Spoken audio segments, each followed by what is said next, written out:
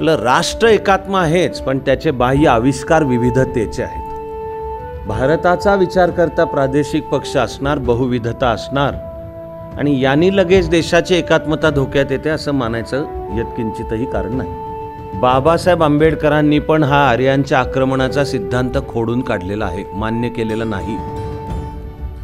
जे काही आहे ते सगळे इथलेच मूळचे। द्रविड मुन्नेत्र कळघमची मुळातली मागणी आम्ही भारतीय नाही, आमचं राष्ट्र वेगळं आहे आणि भारतापासून वेगळंच व्हायचं ही अधिकृत मागणी DMKची होती। भारताच्या राजकीय आणि सांस्कृतिक जीवनाचं एक सत्य आहे की गंगेचं खोरं हे भारताचं हार्टलँड आहे। ही भूगोलातला पण सिद्धांत आहे, हार्टलँड थिअरी। तर गंगेच्या खोऱ्यातल्या घडामोडींचा एक अखिल भारतीय प्रभाव असतो। हे आहे ते एक भूराजकीय जिओपॉलिटिकल सत्य आहे आणि ज्याला देशावर राज्यकारभार करायचा असेल तर तुमचं गंगेच्या खोऱ्यामध्ये मजबूत स्थान पाहिजे। People get the government that they deserve. लोकशाहीमध्ये लोकांना लायकीप्रमाणे सरकार मिळतं।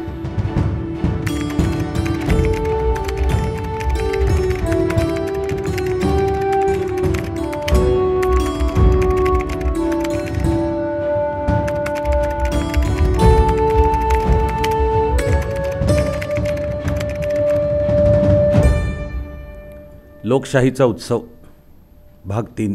17व्या लोकसभेसाठीच्या निवडणुकांची प्रक्रिया चालू आहे। एव्हाना तर पहिला टप्पा पूर्ण झाला आणि दुसऱ्याचं आता उद्या आहे मतदान। त्या निमित्ताने जे असं आपण ठरवलं की लोकशाही प्रक्रियेचा अभ्यास करूयात, मुख्यतः राज्यघटना, कायदे आणि प्रशासकीय व्यवस्था या अँगलनी। नेहमीप्रमाणे माझ्या मूळच्या योजनेमध्ये एकच सत्र होतं, अशी एक उत्तुंग महत्त्वाकांक्षा होती, त्याची झाली 2 आणि आता आपण तिसरं तर निश्चय केला की काही असलं तरी हे शेवटचं। आपण आलो होतो प्रादेशिक पक्ष, त्यांची निर्मिती, वाढ, भूमिका आणि मुख्य म्हणजे भारताच्या राजकीय व्यवस्थेमध्ये प्रादेशिक पक्षांचं स्थान। तरी त्याचा आपल्याला जमणारा धावता आढावा घेऊन एक गाभ्याचा सारांशाचा मुद्दा आठवण करून द्यायचा तर आपण भाग 2 यावर पूर्ण केला होता की पक्ष प्रादेशिक आहेत म्हणून काही त्यांचा देशाच्या एकात्मतेला धोका आहे असं मानायचं अजिबात कारण नाही। उलट हे शक्य आहे की जर प्रादेशिक पक्षांकडे केंद्रातली सत्ता आली तर त्यांच्या पण दृष्टिकोनांचा विस्तार होऊन ते राष्ट्रीय भूमिकेतून निर्णय घेऊ शकतात।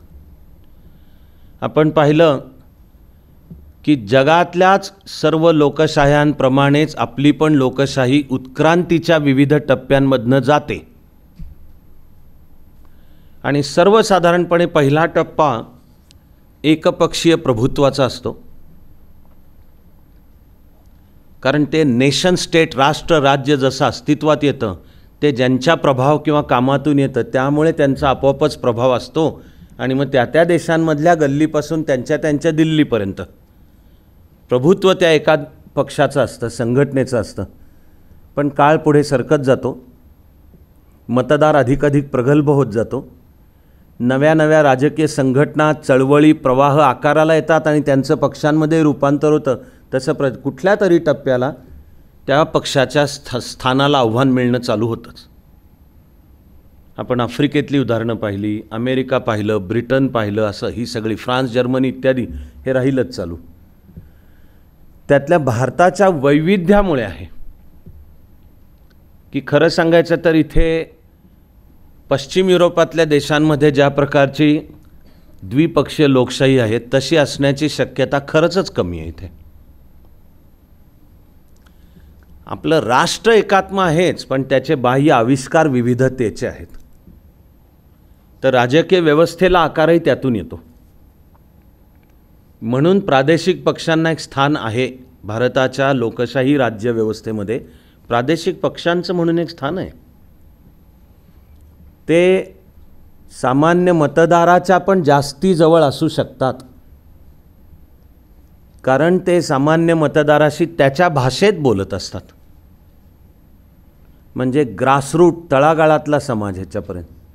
तेव्हा भारताचा विचार करता प्रादेशिक पक्ष असणार, बहुविधता असणार आणि यांनी लगेच देशाची एकात्मता धोक्यात येते असं मानायचं यत्किंचितही कारण नाही. उलटा भारताचा प्रवास पाहिला तर तुम्हाला दिसेल एक प्रकारे उलटा आहे. उलट आता तमिळनाडूचं राजकारण ज्या दोन मुख्य पक्षांच्या भोवती फिरतं यातला एकही राष्ट्रीय पक्ष नाही आहे.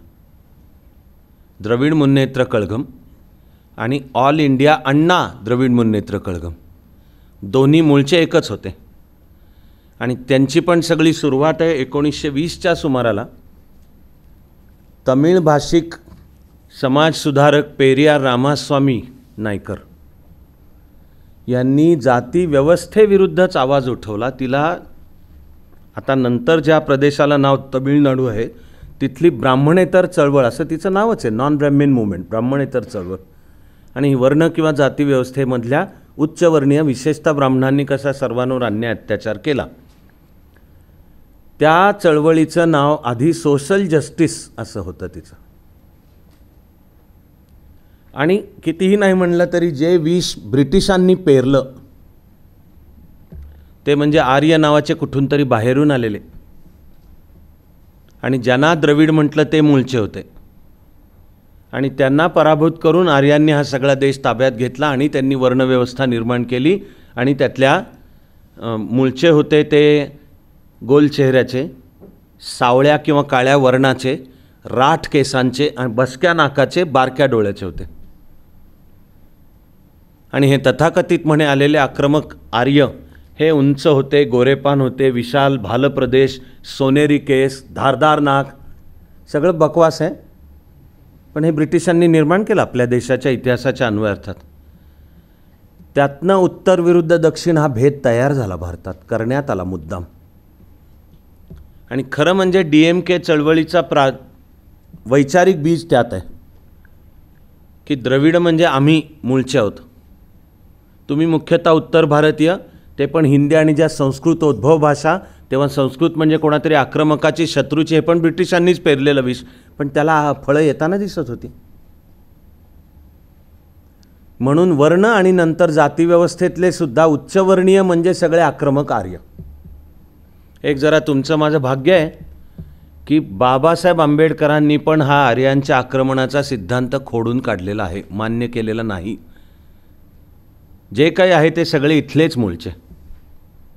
फार तर आंबेडकर सांगतात की वर्णव्यवस्थेमध्ये ज्यांना शूद्र म्हणण्यात आलं नंतर ते मूळचा राज्यकर्ता वर्ग होता तो, पण सत्ता संघर्षात ते हारले म्हणून समाज आणि राज्यव्यवस्थेमध्ये त्यांचं स्थान खाली ढकललं गेलं, ते म्हणजे शूद्र. पण असे काही आर्य म्हणजे आक्रमक वगैरे हे सगळं खोटंच आहे, मुळात खोटंच आहे ते.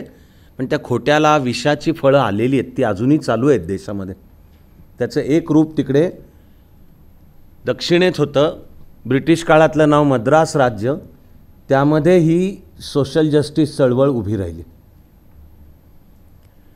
त्याच चळवळीचं रूपांतर झालं द्रविड कळघम या राजकीय संघटनेमध्ये. तर कळघम ही अस्मिता, द्रविड अस्मितेची. आणि मागणी होती आम्ही भारतीय नाहीच आहोत, तर आमचं द्रविड नाडू, नाडू म्हणजे प्रदेश, हा तमिळ शब्द आहे, दक्षिण भारतीय त्यातला विशेषतः तमिळ शब्द आहे. तर मागणी स्वतंत्र द्रविड नाडूची होती. चळवळ जशी पुढे सरकली आणि 1937च्या पहिल्या निवडणुकांची वेळ आली, त्यावेळेला ह्या पेरियर रामास्वामी नायकर यांचा एक अत्यंत लाडका शिष्य म्हणजे अण्णादुराई, कर्तबगार माणूस, पण त्यांनी भूमिका घेतली निवडणुका लढवू. आधी 1920 म्हणजे मॉन्टेग्यू चेम्सफोर्ड सुधारणांनंतर झालेल्या निवडणुकात ह्या सोशल जस्टिस पार्टी असं नाव घेऊन लढवल्या होत्या त्यांनी. पण 37च्या वेळी पेरियार रामास्वामी नायकर यांची भूमिका, आपण एक सामाजिक चळवळ आहोत, आपण परिवर्तनासाठी काम करतो, तिकडे पक्ष झाला, निवडणुका सुरू केल्या की ते सगळं गणित निवडणुकांचं म्हणून वेगळं असतं, आपण त्यात पडता कामा नये. पण अण्णादुराई एव्हाना पॉप्युलर झालेले होते आणि त्यांची भूमिका होती की लढवल्या पाहिजेत निवडणुका. तर गुरु आणि शिष्यामध्ये या मुद्द्यावर मतभेद झाले गंभीर. काही काळासाठी त्यांनी तोंड फिरवली. पुढे पुन्हा दिलजमाई झाली त्यांची. पण 1937मध्ये अण्णादुराईंच्या नेतृत्वाखाली आता नाव द्रविड मुन्नेत्र कळघम हे घेतलं. म्हणजे द्रविड अस्मितेसाठीची संघटना असा त्याचा शब्दशः अर्थ होतो. आणि निवडणुका लढवल्या. पण 1937मध्ये काय DMKला यश मिळालं नाही. म्हणजे त्यावेळचा मद्रास राज्य, त्यातला तमिळ भाषिक आणि हा जो ब्रिटिश प्रेरित विषवल्ली आहे की द्रविड वेगळे म्हणून दक्षिण भारत वेगळा उत्तर भारत वेगळा, ह्याचा मात्र मद्रासमधल्या मतदारावर त्यावेळी काहीही परिणाम झालेला नाही आहे.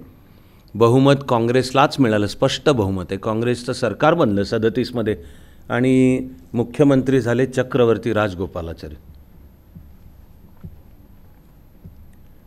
स्वातंत्र्य जेव्हा मिळालं 47 साली सुद्धा DMKची भूमिका आम्ही भारतीय नाही ही होती.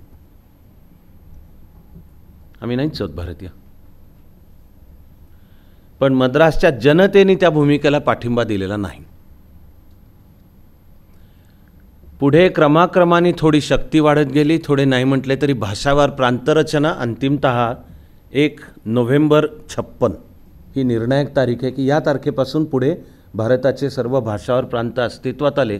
1 नोव्हेंबर 56 या तारखेला मल्याळी भाषिकांचं केरळ राज्य, तेलुगू भाषिकांचं आंध्र तर आधीच 1 ऑक्टोबर 53ला आलेलंच होतं अस्तित्वात, पण कन्नड भाषिकांचं कर्नाटक, तरी नाव कर्नाटक नंतर पडले. 1 नोव्हेंबर 56ला अस्तित्वात येताना म्हैसूर राज्य नाव होतं. असमिया भाषिकांचं आसाम, उडिया भाषिकांचं ओरिसा, महाराष्ट्र सोडून सगळे 1 नोव्हेंबर 56. तसं तमिळ भाषिकांचं पण नाव मद्रास राज्य होतं. हे 1 नोव्हेंबर 56ला आलं सुद्धा अस्तित्वात. आणि DMKला काही विशेष स्थान म्हणजे विधानसभा त्यांना हातात मिळायला वर्ष उजाडलं 1967. तमिळ मतदारांनी मद्रास राज्याची विधानसभा स्पष्ट बहुमत द्रविड मुन्नेत्र कळघमच्या हातात ठेवलं 1967. त्याला एक अत्यंत महत्त्वाची आपण जे पाहतो त्याला मोलाची असलेली पार्श्वभूमी आहे. ती म्हणजे द्रविड मुन्नेत्र कळघमची मुळातली मागणी आम्ही भारतीय नाही, आमचं राष्ट्र वेगळं आहे आणि भारतापासून वेगळंच व्हायचं आहे, ही अधिकृत मागणी DMKची होती. अण्णादुराई त्या मद्रास राज्यातूनच राज्यसभेवर निवडून आले 1962मध्ये, राज्यसभेतले खासदार. आणि लोकशाहीच्या प्रथा आणि संकेतांनुसार नव्याने निवडून आलेल्या खासदाराची पहिल्या भाषणाची संधी, त्याला इंग्लिश शब्द आहे मेडन स्पीच, ह्याला एक ऐतिहासिक महत्त्व असतं की ते त्याचं पहिलं भाषण, आला निवडून आता त्याचं पहिलं भाषण. 62 साली मद्रास राज्यातून राज्यसभेवर DMKचे निवडून आलेले नेता अण्णादुराई यांचं जे पहिलं म्हणजे मेडन स्पीच आहे, तर आपल्या राज्यसभेत उभं राहून अण्णादुराई म्हणाले होते की मी का आलेलो आहे भारताच्या ह्या सभागृहामध्ये, तर आम्ही स्वतंत्र राष्ट्र आहोत आणि आज ना उद्या ते घेतल्याशिवाय राहणार नाही हे सांगण्यासाठी आलो आहे मी. हे त्यांचं राज्यसभेतलं भाषण आहे. पण त्याच अण्णादुराईंनी आणि त्यांच्या मार्गदर्शनाखाली द्रविड मुन्नेत्र कळघमनी पुढच्या 2 वर्षात म्हणजे 1964मध्ये आपली स्वतंत्र राष्ट्राची मागणी सोडून दिली, जाहीर करून सोडून दिली. त्याला पार्श्वभूमी 62च्या युद्धाची आहे. आणि अण्णादुराईंनी भूमिका घेतली की ते होतं ते संकट देशावरचं आहे सगळं, आणि आमचं काम अजूनही आम्ही तमिळ भाषा, तमिळ माणूस, तमिळ संस्कृती हिच्या रक्षण आणि संवर्धनासाठी काम करणार आहोत, पण स्वतंत्र होण्याची मागणी सोडून दिली त्यांनी. हे 64 साली जाहीर केलं सार्वजनिकरित्या की सोडून दिली. आणि आम्ही जे काय आम्हाला तमिळ भाषा, संस्कृती, अस्मितेचं रक्षण करायचं आहे ते आम्ही भारत देश, त्याची आधुनिक चौकट म्हणजे राज्यघटना आणि त्याची राजकीय व्यवस्था म्हणजे लोकशाहीच्या, याच्या चौकटीतच आम्ही आमचे हे करू. प्रश्न, पुढच्या निवडणुकीत तमिळ मतदारांनी DMKला बहुमत दिलं. म्हणजे ही राष्ट्रीयत्वाची भूमिका स्वीकारल्यानंतरचं आहे पण बहुमत. आणि मद्रास राज्याचं नाव तमिळनाडू त्यानंतर झालं आहे. तेव्हा प्रादेशिक पक्ष प्रादेशिक म्हणून काही लगेच ते देशाच्या एकात्म्याला धोका असं मानायचं कारण नाही. कदाचित त्यांचा प्रवास उलटा होऊ शकतो, उलट आहे. आता ह्या सगळ्याला फक्त छेद जाणारा सुद्धा मुद्दा आहे. आधीचं जेव्हा UPA सरकारं होती, म्हणजे मग आघाड्यांची आहेत ती सरकार, कोणा एका पक्षाकडे स्पष्ट बहुमत नाही आहे. आपण पाहिलं मागच्या सत्रात की भारताच्या लोकशाहीनी निर्णायकरित्या एकपक्षीय प्रभुत्वाचा कालखंड मात्र संपला, पण म्हणून त्या मूळचा जो एकपक्षीय प्रभुत्व आहे त्याची जागा घेऊ शकेल असा अजून दुसरा आलेला नाही या आकाराला. हा जो मधला काळ म्हणजे आघाड्यांचा कालखंड असतो तिथे. हा एकूण जगाच्या लोकशाही पाहिल्या तरी दिसेल की असतो. भारताने निर्णायकरित्या अशा आघाड्यांच्या लोकशाही या कालखंडात प्रवेश केल्याचं म्हणता येईल 1989. आणि एखादा देश, तोही भारतासारखा महाप्रचंड, त्याची संस्कृती, त्याची राजकीय व्यवस्था, तर अशा फार ठार कट ऑफ डेट्स नसतात, त्याला वॉटर टाईट म्हणतात, अशा नसतात. तेव्हा 67 साली विधानसभांमध्ये आधी उत्तर भारतातल्या 8 विधानसभात काँग्रेसचं स्पष्ट बहुमत तर गेलं, पण म्हणून कोणाला मिळालं असं नाही. त्याच्या 10 वर्षानंतर केंद्रामध्ये काँग्रेसेतर पक्षाला स्पष्ट बहुमत मिळालं, पण तो काँग्रेसमधलाच एक मोठा गट फुटलेला, अधिक अन्य विरोधी पक्ष सगळ्यांनी एकत्र येऊन एक बनवली होती राजकीय एंटिटी तयार, म्हणजे जनता पक्ष. आणि लोकांनी त्यांना भरभरून, पण म्हणजे मग 77मध्ये केंद्रातनं पहिल्यांदा काँग्रेसची सत्ता गेली, पुन्हा मिळाली. म्हणजे शेवटी जनता पक्ष हा सुद्धा आता म्हणणं फार वावगं नाही ठरणार की तो आपापल्या पक्षीय संघटना जरी विसर्जित केलेल्या असल्या तरी तो पक्ष हीच एक राजकीय आघाडी होती मुळात. त्यांनी काळाची गरज आणि आव्हान ओळखून एक पक्ष असं लोकांच्या समोर ठेवलं होतं, पण त्याच्यातलं हे स्पष्ट होतं की मूळचे काँग्रेसमधले खासदार जे निवडून आले ते 80-90 मूळचे काँग्रेसमधले होते, जवळजवळ 100 हे मूळचे जनसंघातले होते, मग आणखी काही जे असेल हे समाजवादी विचाराचे होते. आणि यांचं कडबोळं जुळणं शक्य नव्हतं, हे आता नंतर मागे वळून पाहताना आपण म्हणतो.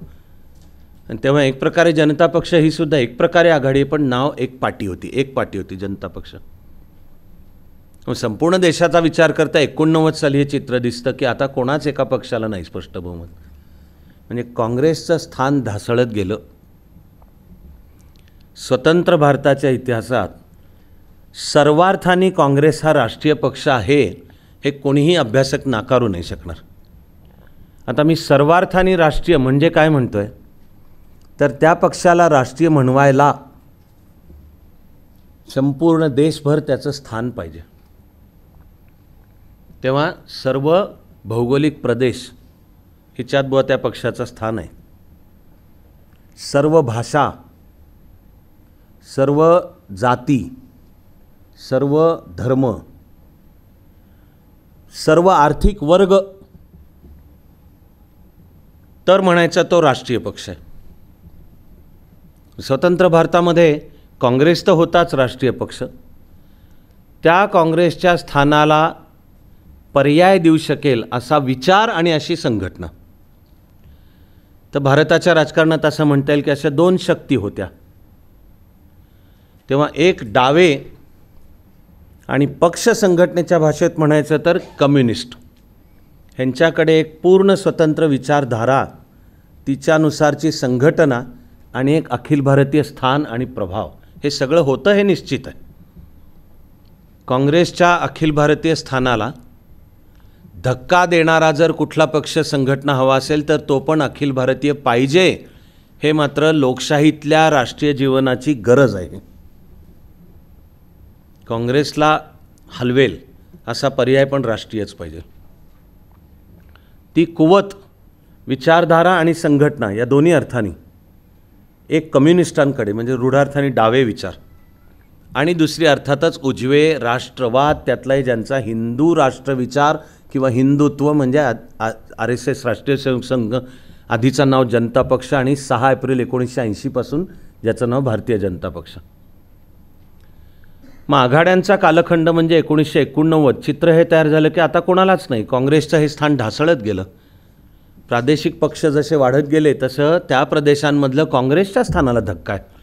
प्रादेशिक पक्षांच्या वाढीच्या काळातला पहिला टप्पा तर त्या राज्याच्या राजकारणामध्ये काँग्रेसचा मुख्य विरोधक त्या राज्यातला प्रादेशिक पक्ष होता. आणि एकीकडे काम संघाचं, संघटनेचं, RSSचं आणि त्याचं राजकीय रूप असलेलं म्हणजे भाजपचं, ह्याचं स्थान वाढत वाढत. पण हा जो आघाड्यांचा कालखंड आहे त्यातलं चित्र खरोखर हे आहे की राष्ट्रीय पक्ष काँग्रेस, भारताच्या खूप भागांच्यामध्ये काँग्रेसचा मुख्य विरोधी पक्ष भाजप, पण अन्य खूप राज्यांच्यामध्ये काँग्रेसचा विरोधी मुख्य पक्ष कुठला तरी प्रादेशिक पक्ष होता. तर तमिळनाडूमध्ये काँग्रेस विरुद्ध DMK होतं आणि ते काँग्रेसचं ढासळणं किती गेलं तर आता तर राज्याच्या राजकारणात काँग्रेसला जवळजवळ फारसं स्थान नाही आहे. तमिळनाडूचं राजकारण या दोन DMK आणि अण्णादुराईंच्या मृत्यूनंतर DMKचं नेतृत्व आलं MG रामचंद्रन यांच्याकडे. त्यांच्या मृत्यूनंतर DMK फुटला आणि ज्यांनी स्वतःचं मूळचं नाव चालू ठेवलं DMK, त्यांनी करुणानिधी यांच्या नेतृत्वाखाली जे चालू वर्षातच गेले आता नुकतेच. फुटलेला दुसरा गट MGR हे स्वतः सिने अभिनेते होते, ग्लॅमरस. अनेक सिनेमांमध्ये त्यांची हिरोईन म्हणून काम करणारी अभिनेत्री म्हणजे जयललिता. तर त्या दुसऱ्या गटाचं राजकीय नेतृत्व त्या जयललिता यांच्याकडे गेलं. त्या गटाने आपल्याला नाव AIADMK, ऑल इंडिया अण्णा, ते अण्णा म्हणजे अण्णादुराईंवरून अण्णा आहे. आणि तमिळनाडूचं राजकारण हे दोन तिथलं स्थान जवळजवळ संपत गेलं. केरळ दोन आघाड्यांचं राजकारण आहे, एक डावी आघाडी आणि एक काँग्रेसच्या नेतृत्वाखालची. पण स्पष्ट बहुमत मिळवता येण्याची क्षमता असं राज्यनिहाय पाहत गेलं तर काँग्रेसचं स्थान ढासळत गेलं. सगळ्यात त्याचं विदारक उदाहरण उत्तर प्रदेश आहे. कारण भारताच्या राजकीय आणि सांस्कृतिक जीवनाचं एक सत्य आहे की गंगेचं खोरं हे भारताचं हार्टलँड आहे. ही भूगोलातला पण सिद्धांत आहे, हा हार्टलँड थिअरी. तर गंगेच्या खोऱ्यातल्या घडामोडींचा एक अखिल भारतीय प्रभाव असतो. हे आहे ते एक भूराजकीय जिओपॉलिटिकल सत्य आहे. आणि ज्याला देशावर राज्यकारभार करायचा असेल तर तुमचं गंगेच्या खोऱ्यामध्ये मजबूत स्थान पाहिजे.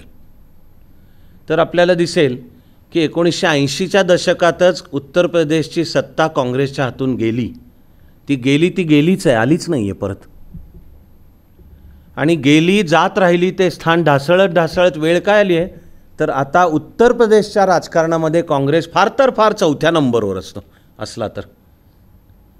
तेव्हा हिंदी बेल्टमध्ये आणि त्यातल्या ह्या गंगेच्या खोऱ्यात एकूण भाजपचं स्थान वाढत गेलं. आणि पुढच्या वर्षांमध्ये आलटून पालटून विधानसभेत भाजपची सत्ता येत राहिली. काही वेळा स्वतःचं स्पष्ट बहुमत आहे तर काही वेळा मग गठबंधन आहे, ते मुख्यतः मायावतींच्या BSP बरोबर आहे. या बहुजन समाज पक्षाचं सुद्धा स्थान बघता बघता वाढत गेलं. तिचे संस्थापक काशीराम, ते पुण्यामध्ये डिफेन्स अकाउंटमध्ये 23 वर्ष सर्व्हिस करत होते. आपलं सामाजिक काम सुरू करताना त्यांनी DS4 या नावाची संघटना स्थापन केली. तिला DS4 म्हणण्याचं कारण होतं दलित शोषित समाज संघर्ष समिती, असं तिचं मूळचं नाव आहे. आणि काशीराम यांचं राजकीय फॉर्म्युलेशन तर होतं की आम्हीच मुळे 80% होतो, तर आम्ही म्हणजे दलित शोषित, तेव्हा आम्हाला उच्चवर्णीय नाहीच पाहिजेत. काशीराम यांनी ही संघटना आणि नंतर तिला रूप दिलं पक्षाचा बहुजन समाज पक्ष. तर मी तर वैयक्तिक भेटलेलो आहे त्यांना त्या काळात, नुसता नाही. एक प्रकारचा मी आनंद पण सांगतो आहे तुम्हाला की सार्वजनिक जीवनात काशीराम यांची पहिली प्रदीर्घ मुलाखत असं जर शोधायचंच झालं तर ती मी घेतली, हे निघणं शक्य आहे असं मी म्हणतो. मी दावा नाही करतो आहे, पण एक प्रदीर्घ मुलाखत, त्यावेळचं मराठीतलं साप्ताहिक माणूस. तर काशीराम यांची एक दीर्घ मुलाखत आणि त्याच्यात त्यांनी सगळं मांडलं होतं. माझे काही प्रवास किंवा काही त्यांच्या सभांना पण मी त्यांच्याचबरोबर पण उपस्थित होतो. तर काशीराम यांची उजवा हात असलेली एक विद्यार्थिनी शिष्या म्हणा, ती म्हणजे मायावती. आणि BSPच्या सभा एकेवेळी चालू व्हायच्या तर काशीराम उभे राहायचे. असे गावातली सभा आहे, पारावर उभे राहिले लोक जमलेत, ते तिकडून जाहीर म्हणायचे की हिंदी बेल्टबद्दल बोलायचं तर 4 जाती उच्चवर्णीय मानल्या जातात: ब्राह्मण, भूमिहार, राजपूत आणि ठाकूर. तर काशीराम व्यासपीठ किंवा त्या पारावर उभं राहून म्हणायचे की समोर असलेल्यांच्यामध्ये हे जर कोणी असले ब्राह्मण, भूमिहार, ठाकूर आणि राजपूत, चालतेवा म्हणायचे. आणि त्यांचं हे पॉलिटिकल फॉर्म्युलेशन होतं आणि त्यानुसार अभिसरण म्हणजे मोबिलायझेशनचा प्लॅन होता की आम्ही म्हणे 80%च आहोत, उच्चवर्णीय नाहीच पाहिजेत आम्हाला, आणि आम्हाला देशाची सत्ताच ताब्यात घेणार होतं मी. तर ते हे सांगून सुरुवात करायचे. BSPची एका काळातली निवडणुकीतली घोषणा होती, तिलक तराजू तलवार, इनको मारो जूते 4, अशी घोषणा होती. तिलक तराजू, तिलक हे कपाळावर ते ब्राह्मणांची खूण मानली जाते म्हणून त्याने, तराजू म्हणजे वैश्य, तलवार म्हणजे क्षत्रिय, हे सगळे इनको मारो जूते 4.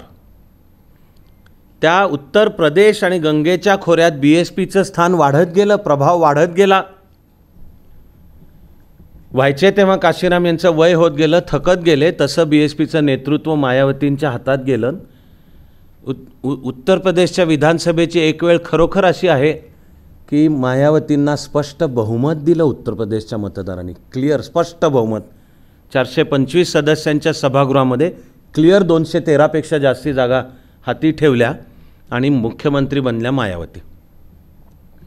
आता बाकी त्याचे राजकीय अर्थ काही असू द्यात, एकूण भारत आणि त्याची संस्कृती विचार करता मी म्हणतोय आणि मला असं वाटतं की प्रत्येकानेच ते मान्य करावं की ही पण एक प्रकारची मतपेटीतून होणारी मूक क्रांती आहे आणि फार मोठ्या सामाजिक परिवर्तनाचं ते राजकीय रूप आहे खरं म्हणजे. गांधीजींना सुद्धा त्यांच्या हत्येपूर्वी जेव्हा केव्हा विचारलं गेलं होतं की तुमचं नव्या भारताबद्दलचं स्वप्न काय, तर गांधीजी म्हणाले होते की मला ज्या दिवशी एक चांभार देशाचा पंतप्रधान झालेला दिसेल त्या दिवशी मी सुखाने डोळे मिटीन, हे माझं स्वप्न आहे. आता ज्या दिवशी एक चांभार पंतप्रधान झालेला, ह्या वाक्याचा अर्थ आहे की हा देश ज्या दिवशी जातीपाती विसरलेला असेल आणि त्याच्या कर्तृत्वाकडे पाहून लोक मतदान देतील आणि त्याचा पक्ष संघटना जे तो ह्या देशाचा पंतप्रधान आणि अपने बलबूते पे, असं म्हणत होते गांधीजी. खरंच घडलं उत्तर प्रदेशात. नाइलाज आणि विषय समजावून सांगण्याकरता बोलणं भाग आहे म्हणून सांगता, अन्यथा मला तर ती म्हणण्याच्या वेदनाच आहे म्हणजे जातीच्या परिभाषेच्या. पण मायावती उत्तर प्रदेशच्या राजकारणातल्या जाटव जातीचं नव्हे, ते मुख्यतः लेदरचं काम करणारे, म्हणजे एक प्रकारे चांभार. पण जो उत्तर प्रदेश पुराणमतवादी मानला जातो, जातीपातींमध्ये फुटलेला मानला जातो, जास्त संकुचित मानला, त्यांनी मायावतींच्या हातात स्पष्ट बहुमत ठेवलं. पण दक्षिणेच्या DMK प्रमाणेच या गंगेच्या खोऱ्यातल्या मतदारांनी मायावतींच्या हातात स्पष्ट बहुमत ठेवण्याचा निर्णय केव्हा घेतला, त्याचं नाव आहे जेव्हा BSPची ही जी जातीवाचक भूमिका होती ना, ही सोडून दिली आणि उलटे मायावतींनी स्वीकारलेलं धोरण होतं, त्याचं नाव आहे सोशल इंजिनिअरिंग. ते म्हणजे सर्व जातींना बरोबर घ्यायचं. आणि ही जी तिलक तराजू तलवार, इनको मारो जूते 4 ही सोडून दिली भूमिका आणि उलटी मांडायची भूमिका आहे की सर्व जातींना बरोबर घ्यायचं आहे, असं देऊन लढवली निवडणूक. त्यामध्ये उत्तर प्रदेशच्या मतदारांनी स्पष्ट बहुमत मायावती आणि त्यांच्या BSP यांच्या ताब्यात ठेवलं. पण उत्तर प्रदेशच्या आणि गंगेच्या खोऱ्यातल्या राजकारणातलं काँग्रेसचं स्थान ढासळत गेलं. आपण पाहतो उत्तर प्रदेश, तर तिथे मुलायम सिंग यांच्या नेतृत्वाखालचा समाजवादी पक्ष, मायावतींच्या नेतृत्वाखालचा BSP आणि अर्थातच भाजप, हे वरचे 3 बनले. त्यांच्यात काय ती संगीत खुर्ची चालेल जरूर. तेव्हा कधी सत्तेत भाजप आहे, नाही आहेत, कधी सत्तेत आधी मुलायम सिंग आणि नंतर त्यांचे सुपुत्र अखिलेश आहे, कधी नाही आहे. मायावतींना कधी मिळालं तर उत्तर प्रदेश आणि नंतर केंद्रातसुद्धा BSP आणि भाजपची युती होती.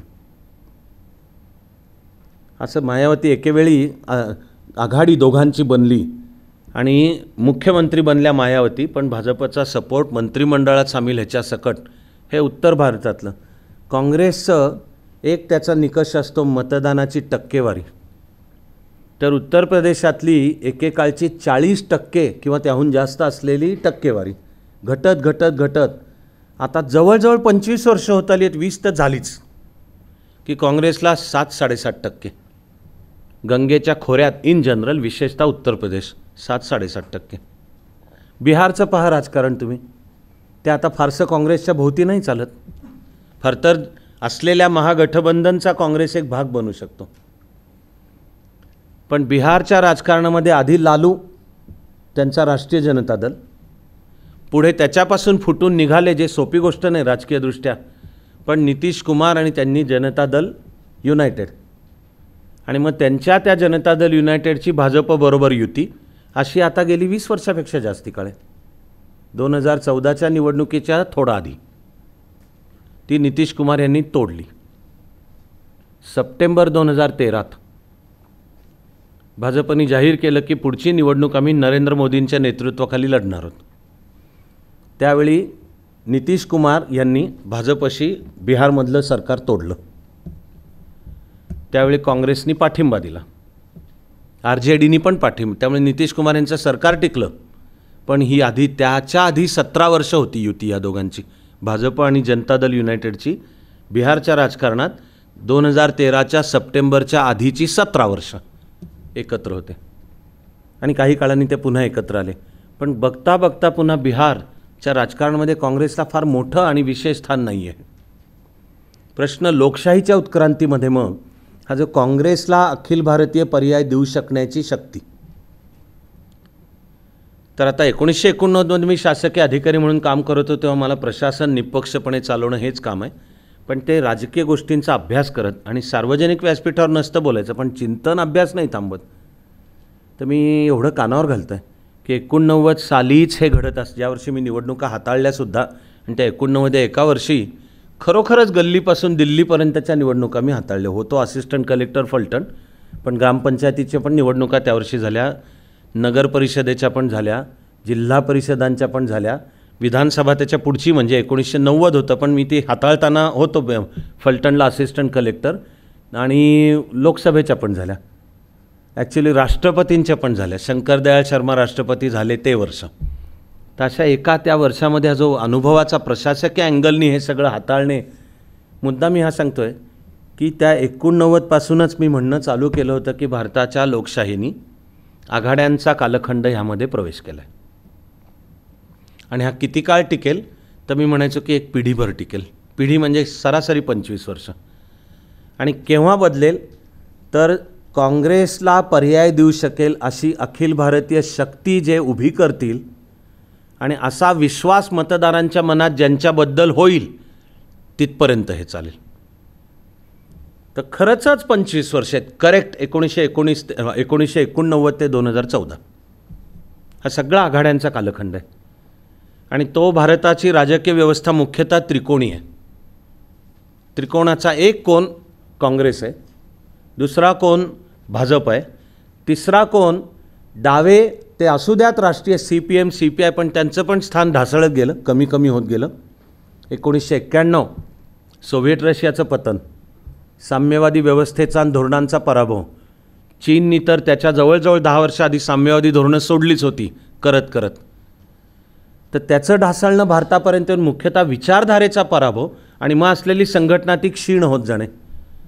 बघता बघता मुख्यतः डावे, पण विशेषतः CPM हे बनून बसले प्रादेशिक शक्ती फार तर, की बंगाल आणि केरळमध्ये त्यांचं स्थान आहे, आणि बाकी भारतात खरोखरच छुटपुट म्हणजे असं एखादा कोणीतरी, आणि तो असला तर त्याच्या बळावर निवडून येतो, त्याचं ज्या त्या व्यक्ती, तो नेता, त्याचं जे स्थान आहे तर त्याच्या बळावर तो निवडून येतो. किंवा अनेक प्रादेशिक शक्तींची विचारधारा डावी आहे.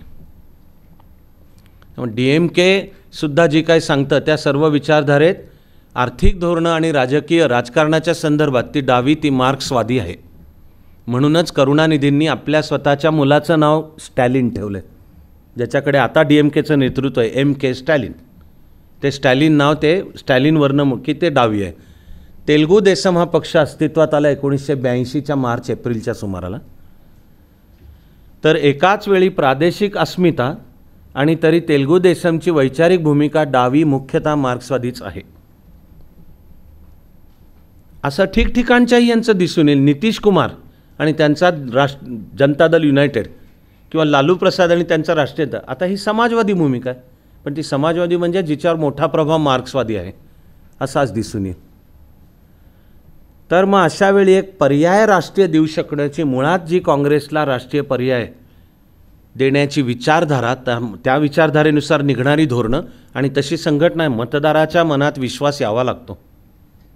नुसतंच आम्ही यांच्या सरकारला कंटाळलो आहोत म्हणून आता कोणीतरी दुसऱ्या, इससे नाही होगा.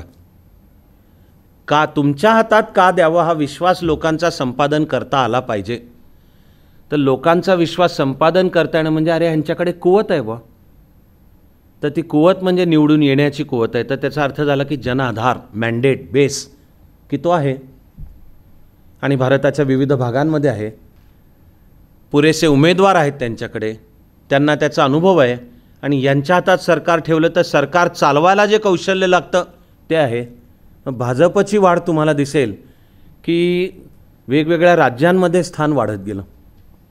होताना आधी मुख्यतः हिंदी बेल्टमध्ये आणि राजस्थान, मध्य प्रदेश आलटून पालटून काँग्रेसची टक्कर आणि निवडणुकीच्या त्या वेळच्या कलनुसार कधी सरकार काँग्रेसचं तर कधी भाजपचं. गुजरात बनला भाजपचा बालेकिल्ला.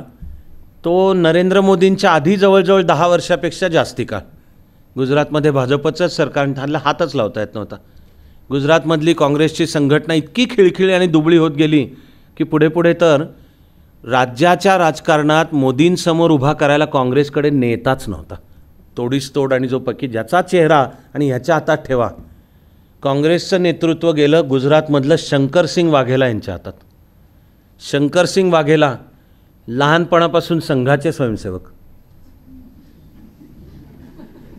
आणि पार 1952मध्ये जनसंघाची स्थापना होताना ते संघाचे प्रचारक होते आणि संघाच्या सिस्टीमनुसार जे सांगितलं जातं की तू आता राजकारणात जायचं, तुझ्यावर जबाबदारी ही, तसं शंकरसिंग वाघेलांना सांगण्यात आलं होतं म्हणून ते जनसंघात होते. 1984मध्ये जो भाजपने सर्वात दारुण पराभव पाहिला आहे, 2च सीटं आली. थोडा अभ्यास असणाऱ्यांना वाटू शकतं की आलेली 2 म्हणजे बहुधा त्यावेळी अटल बिहारी वाजपेयी आणि लालकृष्ण अडवाणी असणार. दोन्ही चूक आहे. वाजपेयी तर हरले होते निवडणूक, अडवाणी संघटना बघत होते म्हणून लढवली नव्हती. आलेली 2 सीट आहेत 84, इंदिराजींच्या हत्येनंतरची निवडणूक. भाजपकडे 2 सीटं होती लोकसभेत, अख्ख्या लोकसभेत 2 सीटं होती. झालं. कोणती 2 होती?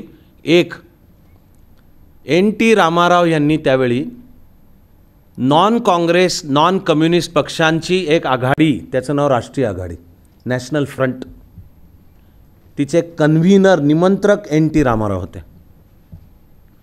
त्यात भाजप होता आणि एक त्याचं जेस्चर म्हणून NT रामाराव यांनी आंध्र प्रदेशमधला हनुमान कोंडा मतदारसंघ भाजप करता सोडला होता. सिम्बॉलिक आहे ते. मतदारसंघावर प्रभुत्व तेलुगू देसमचंच होतं, पण एक सिम्बॉलिक की मैत्री खातर हा एक, आणि तुम्ही द्याल तो उमेदवार तिथनं निवडून आणतो. 1984च्या लोकसभेमध्ये अख्ख्या लोकसभेत भाजपची 2 सीटं म्हणजे एक ह्या हनुमान कोंडा मतदारसंघातला भाजपचा उमेदवार, आणि ते व्यंकय्या नायडू नव्हते त्यावेळी. नाव मी बोलता बोलता विसरते पण व्यंकय्या नायडू नव्हते एवढं माझ्या लक्षात आहे. दुसरे शंकरसिंग वाघेला होते मेहसाणा मतदारसंघातनं. एवढी 2 सीटं. पण गुजरातमधली काँग्रेसची पक्ष संघटना खिळखिळी होत वेळ काय आली तर मोदींच्या समोर उभं करायला नेताच नाही आहे. आणि आता ते एकूण भाजपतला अंतर्गत राजकारणातली जी काही फाटाफूट आहे, आधी केशुभाई पटेल विरुद्ध शंकरसिंग वाघेला, म्हणून वाघेलांनी पक्ष सोडला, आपला एक पक्ष स्थापन केला, तो काही काळासाठी चालला. पुढे त्यांनीच काँग्रेसमध्ये प्रवेश आणि गुजरात काँग्रेसचा नेता शंकरसिंग वाघेला. केव्हा तरी ह्याच्या पुढच्या काळामध्ये बहुधा नंतर कधीतरी मोदींच्या समोर उभं राहणारा नेता कदाचित यशवंत सिन्हा असतील, अरुण शौरी असतील, शत्रुघ्न सिन्हा खामोश असेल, आहेत नावं अशी अनेक ह्याच्यातली. पण काँग्रेसचं स्थान ढासळत जाणे तर एका बाजूला प्रादेशिक असोत अथवा राष्ट्रीय पर्याय पुरवता येण्याची कुवत, मग ती मुख्यतः डावे इन जनरल पण कम्युनिस्ट इन पर्टिक्युलर. तर मी जो त्रिकोण सांगतोय आघाडीच्या राजकारण, तो तिसरा म्हणजे हे डावे आणि प्रादेशिक पक्ष, आणि आघाडीचा कालखंड म्हणजे यातल्या 2 कोणाची बेरीज होईल यावर केंद्रातलं सरकार ठरेल. तर आता काँग्रेस आणि भाजपच एकत्र येतील इतकं अजून आलेलं नाही आहे. आवजाव चालू राहील काय असेल ते, पण असं इतकं की आता सरकार बनवायला काँग्रेस आणि भाजपच एकत्र आले. तर त्याचा अर्थ आहे की मग काँग्रेस अधिक हे तिसऱ्या कोणातले काही किंवा भाजप अधिक तिसऱ्या कोणातले काही, तिथे प्रादेशिक पक्षांना एक राष्ट्रीय स्थान मिळणं चालू होतं. आणि देशाची लोकशाहीची वाटचाल पाहिली तर हा आघाड्यांचा कालखंड खरंच 25 वर्ष चालला. त्यामधल्या 25 वर्षात जे असेल, मला वाटतं काही जणांना जळजळ होते. माझं म्हणणे त्यांची विवेक हरवलेला असतो. एकदम वस्तुनिष्ठ सत्य आहे की अशा ही जी 1989 ते 2014 तळागाळापर्यंत पोचलेलं संघाचं काम, RSSचं काम, जीवनाच्या विविध क्षेत्रांच्या मधल्या संघटना आणि बघाव्यात त्या क्षेत्रातल्या नंबर 1 की विद्यार्थ्यांची संघटना अभाविप जगातली नंबर 1ची नाव नोंदणी, नाव सदस्य संख्या विचारात घेता सर्वात मोठी विद्यार्थी संघटना अभाविप, सर्वात मोठी कामगार संघटना भारतीय मजदूर संघ, म्हणजे ज्याचं रूढ व्यापक नाव संघ परिवार. पण देशात हजारो कामं आहेत. खरंच आहे ही वस्तुस्थिती. गावागावापर्यंत आहे. त्यातून माणसं जोडली जातात. मग दुसऱ्या कोणाला बंदी नव्हती केलेली हे करायला. तेव्हा ती जी पायाभरणी तयार झाली त्याचं राजकीय रूप, त्याचं प्रत्यंतर दिसणं चालू होतं. अन्यथा भाजपलासुद्धा आपल्या वाटचालीमध्ये आधी प्रतिमा भाजपची मुख्यतः उत्तर भारतीय पक्ष, हिंदी भाषिकांचा पक्ष, त्यातसुद्धा उच्चवर्णीयांचा किंवा व्यापारी, फार तर भाजपच्या जनसंघ या रूपात. आणि भाजप आल्यावर पहिला काय फायनान्स फंडिंग जे लागतं तर त्याचा मूलाधार मग मानला जायचा व्यापारी वर्ग. तुम्हाला त्याचं एक धोरणातलं रूप दिसेल, ते म्हणजे रिटेल क्षेत्रात विदेशी गुंतवणुकीला कायम भाजपनी स्पष्ट विरोध केला. विरोधात होते तेव्हासुद्धा, तेव्हा विरोधी पक्ष नेत्या सुषमा स्वराज होत्या. आलं सरकार भाजपचं, ते आर्थिक सुधारणांच्या बाजूचं आहे, विदेशी गुंतवणुकीचं स्वागत करणार आहे, तरी त्यांनी त्याच्यात एवढ्या एकाच गोष्टीचा अपवाद केला आहे. FDI in multi brand retail sector असं नाव आहे त्याचं. त्याचंसुद्धा मुळात राजकीयपर्यंत कारण पोचतं ती परसेप्शन, ग्रहण, आकलन की भाजपचा कणा मुख्यतः मग व्यापारी वर्ग, वैश्य वर्ग, व्यापारी वर्ग. नाईलाज म्हणून आत्ताची जातीय परिभाषा वापरायची झाली तर OBC हा शब्द येतो. त्याला OBC म्हणूनचा आर्थिक धोरणांमधला सुद्धा विरोध आहे. पण ही जी प्रतिमा आहे ती बघता बघता बदलत, काम वाढवत भाजप बनला की राष्ट्रीय पक्ष. कट्टर शत्रूसुद्धा नाही म्हणू शकता, आणि म्हणले तर त्यांना कोणी विचारणार नाही आहे. कारण मी ज्या अर्थाने काँग्रेस हा मगाशी राष्ट्रीय पक्ष सांगत होतो ते सगळंच्या सगळं आता भाजपनी मिळवलेलं आहे. देशभर स्थान आहे, सर्व प्रांतांमध्ये आहे, सर्व भाषांमध्ये आहे, सर्व जातींमध्ये, आर्थिक सर्व वर्गांमध्ये आहे. एक वेळ तर जाता जाता कोणा पण फार म्हटलं तर त्याच्यात एक सामाजिक गंमत आहे. मायावतींचं जेव्हा उत्तर प्रदेशात सरकार आलं तेव्हा सर्वात जास्ती ब्राह्मण आमदार मायावतींच्या बहुजन समाज पक्षाच्या तिकिटावर आले होते निवडून, आणि सर्वात जास्ती दलित आणि आदिवासी आमदार भाजपच्या तिकिटावर आले होते निवडून. आपल्या राजकीय व्यवस्थेचा अभ्यास करताना नाईलाज म्हणून ह्या ज्या सगळ्या गोष्टी बोलाव्या लागतात, तर ज्यावेळी भाजपकडे स्पष्ट बहुमत होतं मग त्यावेळचा भाजपचा मुख्यमंत्री, त्यांच्यापुढे राजकीय खूपच उलटसुलट झाल्या, त्याच्यात जायला वेळ पण नाही आपल्यापाशी, पण कल्याण सिंग, तर मग हे जातीय परिभाषेत कल्याण सिंग OBC ठरतात. ही एक लोकशाही राजकारणातली ही अशी मस्त गोची आहे की कुठलाच एक तुम्ही जातीय किंवा वर्गीय सिद्धांत जर फार पक्का मानायला गेलात, बघता बघता कोलमडूनच पडाल. आकलन हे जे रूढार्थानी डाव्यांना आणि त्यातल्या विशेषतः मार्क्सिस्टांना भारतातलं हे जे क्लास कास्ट नातं, वर्ग आणि जाती, हे सुधारलेलंच नाही आहे कधी. मार्क्सवादी विचारधारा वर्ग विग्रहाच्या सिद्धांतावर उभी आहे, पण भारतीय समाजव्यवस्थेचे जे जातीनिहाय रूप आहे आणि तो समूह प्रतिसाद कसा देतो ह्याविषयीचं सगळं मिळून आपला मुद्दा हा चालू आहे की प्रादेशिक पक्ष, आघाड्यांचा कालखंड अशा वेळेला जे आपला विस्तार करतील, बेस वाढवतील आणि समाजाचा विश्वास संपादन करू शकतील, लोक त्यांच्या हातामध्ये ठेवतील, ते 2014 घडलं. त्याचं असलेलं ऐतिहासिक महत्त्व हे आहे की स्वातंत्र्यानंतर खऱ्या अर्थाने नॉन काँग्रेस पक्ष, आणि ह्याला लोकांनी दिलं स्पष्ट बहुमत 2014. लोकशाही हा प्रवाह आहे, तो चालू राहील आणि आता लोक ठरवतील, काय काळजी करण्याचं कारण नाही. लोक जे ठरवतील, माझं एवढंच म्हणणं आहे की जे ठरवतील लोक, त्याचा 23 मेच्या संध्याकाळी दिलदारपणे स्वीकार करण्या एवढी लोकशाही वृत्ती आणि अभिव्यक्ती स्वातंत्र्य. आता ते बघूयात आपण 23 मेला. पण जो कौल लोकांचा आहे ह्याला तर मी नाव दिले that's the beauty of democracy, की तिथे हिंसाचाराची गरज नाही आहे. म्हणतोय का तुला काय जे सांगायचं आहे ते लोकांना सांग, दुसऱ्याला जे सांगायचं आहे तू सांग, आणि फ्री अँड फेअर खऱ्या भयमुक्त वातावरणात निवडणुका होऊ द्यात, लोक ठरवतील. आणि लोकसुद्धा कसे ठरवतील? मारामाऱ्या गुंडगिरी वगैरे करून नाही ठरवतील. लोक ठरवतील, लोक शांतपणे आपापला जो दिवस ठरला आहे त्याला जाणार आहे. पुणे असेल तर 23 एप्रिलला, आणि तिकडं म्हणणाऱ्यांना काही म्हणू द्यात. माझं हे झालं आहे पहिल्याच भागात सांगून की भारतीय मतदार प्रगल्भ आहे, आणि तो अशा प्रकारच्या हवा वचनं म्हणा भूलथापा म्हणा यांनी कशाने तो एकदम पक्का खमक्या मतदार आहे तो नीट. त्यामुळे तो त्याला हे माहिती असतं आहे की त्या मतदानाच्या दिवशी एकदा आपण त्या एन्क्लोजरमध्ये गेलो की आपल्यावर कोणाचंही लक्ष नाही आहे. तिथे मी कुठलं मतदान, आपण महिलांच्या बाबतीत हे म्हणून पाहिलं. मी तुम्हाला यावेळच्या निवडणुकीचा अभ्यास ज्यांना करायचा आहे त्यांना अनेकातला पण एक मोलाच्या घटकाकडे सांगतो आहे, तो म्हणजे मुस्लिम महिलांचं मतदान. की ते घरातले पुरुष सांगतायत त्यानुसार होईल का काय होतं आहे. कारण तलाक पीडित आहेत मुस्लिम महिला, पत्नीत्व म्हणजे पॉलिगमी, ही निकाह हलाल नावाची प्रथा आणि तोंडी तलाक, हिचा मुस्लिम महिलेला टेरर हा शब्द, की तिचा भयंकर धाक असतो कायम. आणि नवरा नावाचा प्राणी कुठल्याही दिवशी खाडकन तीनदा तलाक म्हणून हाकलून देऊ शकतो ह्याची असते. हे सुप्रीम कोर्टाच्या निकालानुसार सरकारने कायदा आणायचा प्रयत्न केला, तो लोकसभेत मंजूर झाला, पण राज्यसभेत अजूनही बहुमत नाही, त्यामुळे तो आता बारगळला. याचा मतदानाच्या ट्रेंडवर काय परिणाम होईल हा एक अभ्यासाचा विषय, जे पुढे येऊ घातले त्याच्यातला होईल का नाही. पण भारतीय मतदार स्वतंत्र विचार करतो, आणि प्रादेशिक पक्ष हा काही राष्ट्रीय एकात्मतेला धोका मानण्याचं कारण नाही. याला फक्त 2 महत्त्वाची उदाहरणं अपवाद आहेत. ते UPA सरकार असताना आपले जे बांगलादेशाबरोबर प्रलंबित प्रश्न आहेत अनेक, त्यातला एक मोलाचा आहे तिस्ता नदीच्या पाण्याचं वाटप. तर आता त्यावेळचे पंतप्रधान म्हणजे डॉक्टर मनमोहन सिंग आणि बांगलादेशच्या पंतप्रधान शेख हसीना वाजेद, ह्यांच्या आवश्यकतेआधी डिप्लोमसी, पडद्यामागे, मग एकमत, आणि शेवटी शिखर परिषद होते. तर खरंच अशी वेळ आली होती की आता भारत बांगलादेशामधले सगळे प्रश्न मिटून नव्या मैत्रीचं पर्व चालू होईल. तर त्या तिस्ता पाणी वाटपाला विरोध केला ममता बॅनर्जींनी.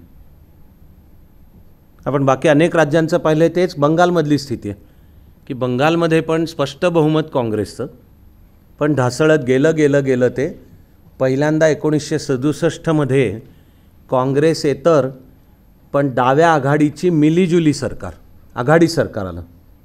आणखी 10 वर्ष, पण बंगालमधलं CPMचं काम, असतानाचा मूळचा पक्ष CPI, त्याची स्थापना, भारतातली स्थापना 1920, की ज्याच्यामध्ये कॉम्रेड श्रीपाद अमृत डांगे आणि त्यांचे अनेक सहकारी. पण मॉस्कोमध्ये स्थापना मूळ मानवेंद्रनाथ रॉय यांनीच केली होती, केव्हा तरी 1904-05 वगैरे ह्याच्या सुमाराला, 3rd इंटरनॅशनलचा भाग म्हणून, पुढे लेनिनच्या नेतृत्वाखालचे. त्या CPIमध्ये 2 तट पडले आणि पक्षच वेगळे झाले 1964मध्ये. कारण 62च्या युद्धात कम्युनिस्ट पार्टी ऑफ इंडियाने भूमिका घेतली होती की हे समाजवादी देश या एका भांडवलशाही बुर्झवा देशावर येतोय, आपण समाजवादी देशाच्या बाजूने. माहीत नसेल तर तुम्हाला धक्का बसेल की 62च्या चीनच्या युद्धाच्या वेळी भारतातल्या कम्युनिस्ट पक्षांनी चीनची बाजू घेतली होती. नो वंडर आजही ते मीडिया, अनेक नेते, त्यांची संशयास्पद वाक्य, आणि मग आता हे भारत तेरे तुकडे हजार, अफजल गुरुची पुण्यतिथी साजरी करणे म्हणजे अभिव्यक्ती स्वातंत्र्य, इथं सगळं येतं. ते फार डोकलामबाबतची सुद्धा CPMची भूमिका की भारताने मध्ये पडू नये, भूतान आणि चीन काय ते पाहून घेतील. अरुणाचल आपलं नाही आहे, तिबेट मात्र चीनचं इसवी पूर्व 4थ्या शतकापासूनच आहे. काश्मीर आपला दावा संशयास्पद आहे. हे शिकवणं आहे JNUमधलं, हे सांगतो आहे की JNUतल्या प्राध्यापक, त्यांच्या यूट्यूबवर क्लिप पण आहेत, तर त्या सांगतात की काश्मीर नाहीच आहे भारताचा, कधीच नव्हता. कारण कम्युनिस्टांच्या दृष्टीने भारतच नव्हता कधी, ते फक्त एका भौगोलिक प्रदेशाचं नाव आहे. पण कॉम्रेड डांगे 62 साली सांगत होते की हे चीनचा विस्तारवाद आहे, हा नवा साम्राज्यवाद आहे, याचा समाजवादी विचाराशी काही संबंध नाही आणि आपण यावेळी भारताच्या बाजूने उभं राहायला पाहिजे. तर कम्युनिस्ट पक्षाने त्यांनाच काढून टाकलं पक्षातनं, संस्थापकाला. म्हणून 64 साली 2 तट पडले. एकाचं नाव कंटिन्यू झालं CPI, दुसऱ्याने आपल्याला नाव घेतलं CPI into bracket Marxist M. त्याचं बोली पडून गेलं नाव CPM मग. आणि पुन्हा इतिहासाच्या प्रवाहातलं म्हणलं तर एक आश्चर्य, म्हणलं तर खेद किंवा जे म्हणायचं ते म्हणा, पण एक वस्तुनिष्ठ सत्य आहे की हा CPI म्हणजे 62च्या युद्धाच्या वेळी भारताची बाजू घेतली पाहिजे म्हणणारा गट दुबळा होत गेला आणि उलटी ताकद वाढत गेली CPMची. ती इथपर्यंत की केरळची आघाडी लेफ्ट डेमोक्रॅटिक फ्रंटचा मुख्य घटक पक्ष CPM आणि बंगालमध्ये तर आधी आघाडी सरकार स्वरूपात आले 67 साली. पक्षाचा विस्तार आणि बेस वाढवायला 10 वर्ष लागले असतील. 77मध्ये पहिल्यांदा CPMला स्पष्ट बहुमत आहे बंगालमध्ये विधानसभेत. तरी त्यांनी डाव्यांची आघाडी चालू ठेवली, पण बंगालच्या विधानसभेत CPMला स्पष्ट बहुमत होतं. ते CPMचे मुख्यमंत्री झाले ज्योती बसू. ते जगाच्या इतिहासात सर्वात दीर्घकाळ राहिलेले मुख्यमंत्री ठरले. 34 वर्ष पुढचे तेच मुख्यमंत्री होते 2011पर्यंत. थोडे आधी 2011च्या थोडा आधी, अगदी 34 पूर्ण होत नाहीत. 34 वर्ष CPMची सत्ता होती. ज्योती बसू 32 वर्ष ठरतात. बंगालचे 32 वर्ष मुख्यमंत्री. प्रतिमा स्वच्छ माणूस राहणारा साधा, पत्नी प्राथमिक शिक्षिका, नवरा 30 वर्ष मुख्यमंत्री आहे बंगालचा, पण पत्नी प्राथमिक. हे पक्षाकडनं पण 1 रुपया पण घेत नाही आणि मुख्यमंत्री नात्याने मानधन पण नाही. पत्नीच्या पगारावर वैयक्तिक संसार चालत होता. त्यांच्या मुलांनी काही पुढे केल्याचं बोललं जातं त्याच्यात, पण स्वतः ज्योती बसूंची प्रतिमा सत्तेत 3-3 दशकं काढली तरी स्वच्छ प्रतिमा होती. पण एका टप्प्याला ते पाय उतार झाले. त्यांच्या जागी बुद्धदेव भट्टाचार्य मुख्यमंत्री झाले. पुढची निवडणूक 2011 ममता बॅनर्जींनी केला पराभव CPMचा. आता या ममता बॅनर्जी मूळच्या काँग्रेसमधल्या, मग आक्रमक कार्यकर्त्या, पण जे काही काँग्रेस संघटनेशी दुरावा तयार झाला त्यातनं त्या बाहेर पडल्या. पण बघता बघता बंगालवरचं त्यांचं पुन्हा हे वस्तुनिष्ठ सत्य आहे आणि गमजा नाहीत त्या, साधी गोष्ट नाही आहे. एकतर कम्युनिस्टांचं सगळं राजकारण हिंसक होतंच बंगालमधलं सुद्धा, त्याला पुरून उरणे आणि असलेल्या 34 वर्ष असलेल्या सत्तेला धक्का देऊन, पण मग पक्षाचं तेवढं स्थान ते तृणमूल काँग्रेस.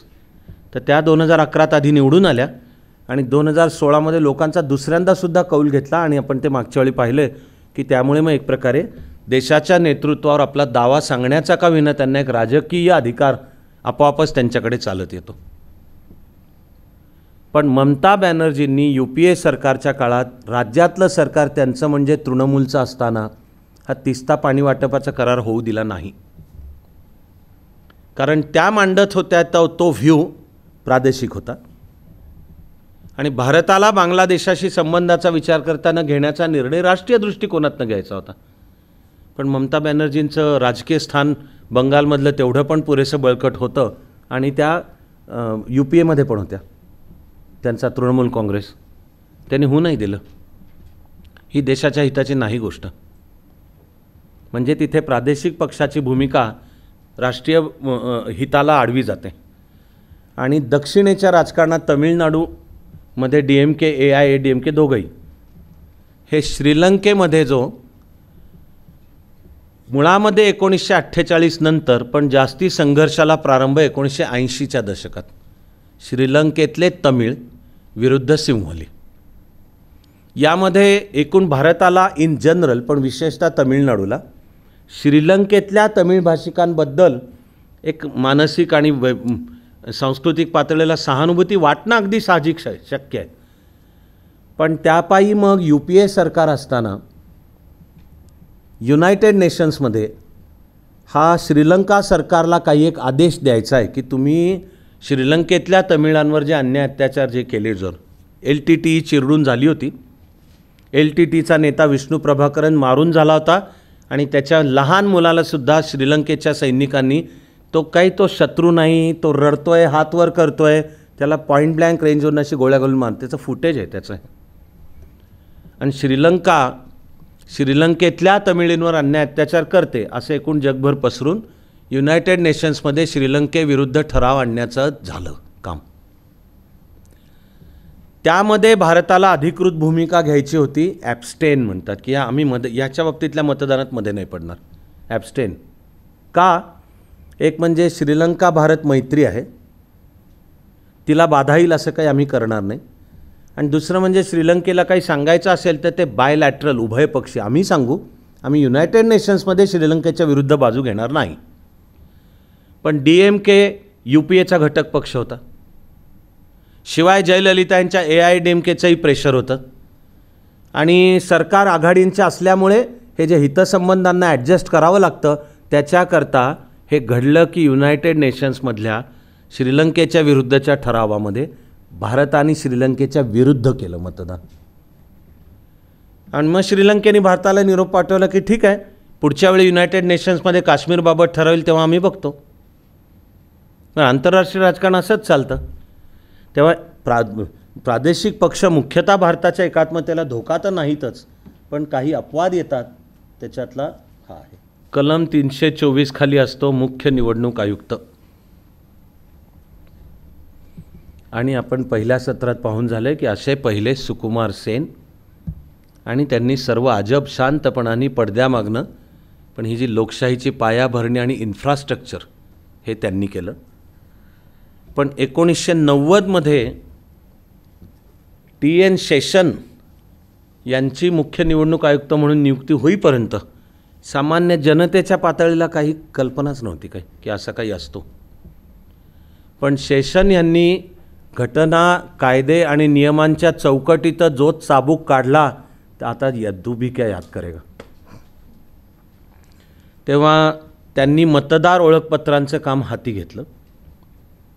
मी त्यावेळी रायगडचा कलेक्टर होतो आणि कलेक्टर या नात्याने काम करतानाही माझी भूमिका होती की आपण भारताची लोकशाही समृद्ध करायला हे खारीचा वाटा आहे हा, की रायगड जिल्ह्यातल्या प्रत्येक मतदाराला योग्य चुकीचं नसलेलं, फोटो ज्याचा आहे त्याचंच नाव आहे, नाव ज्याचं आहे त्याचाच फोटो आहे, आणि ओळखपत्रावर पती किंवा पत्नी म्हणून उल्लेख जो खरंच पती किंवा पत्नी आहे त्याचाच आहे, वस्तुस्थिती काही असू द्यात.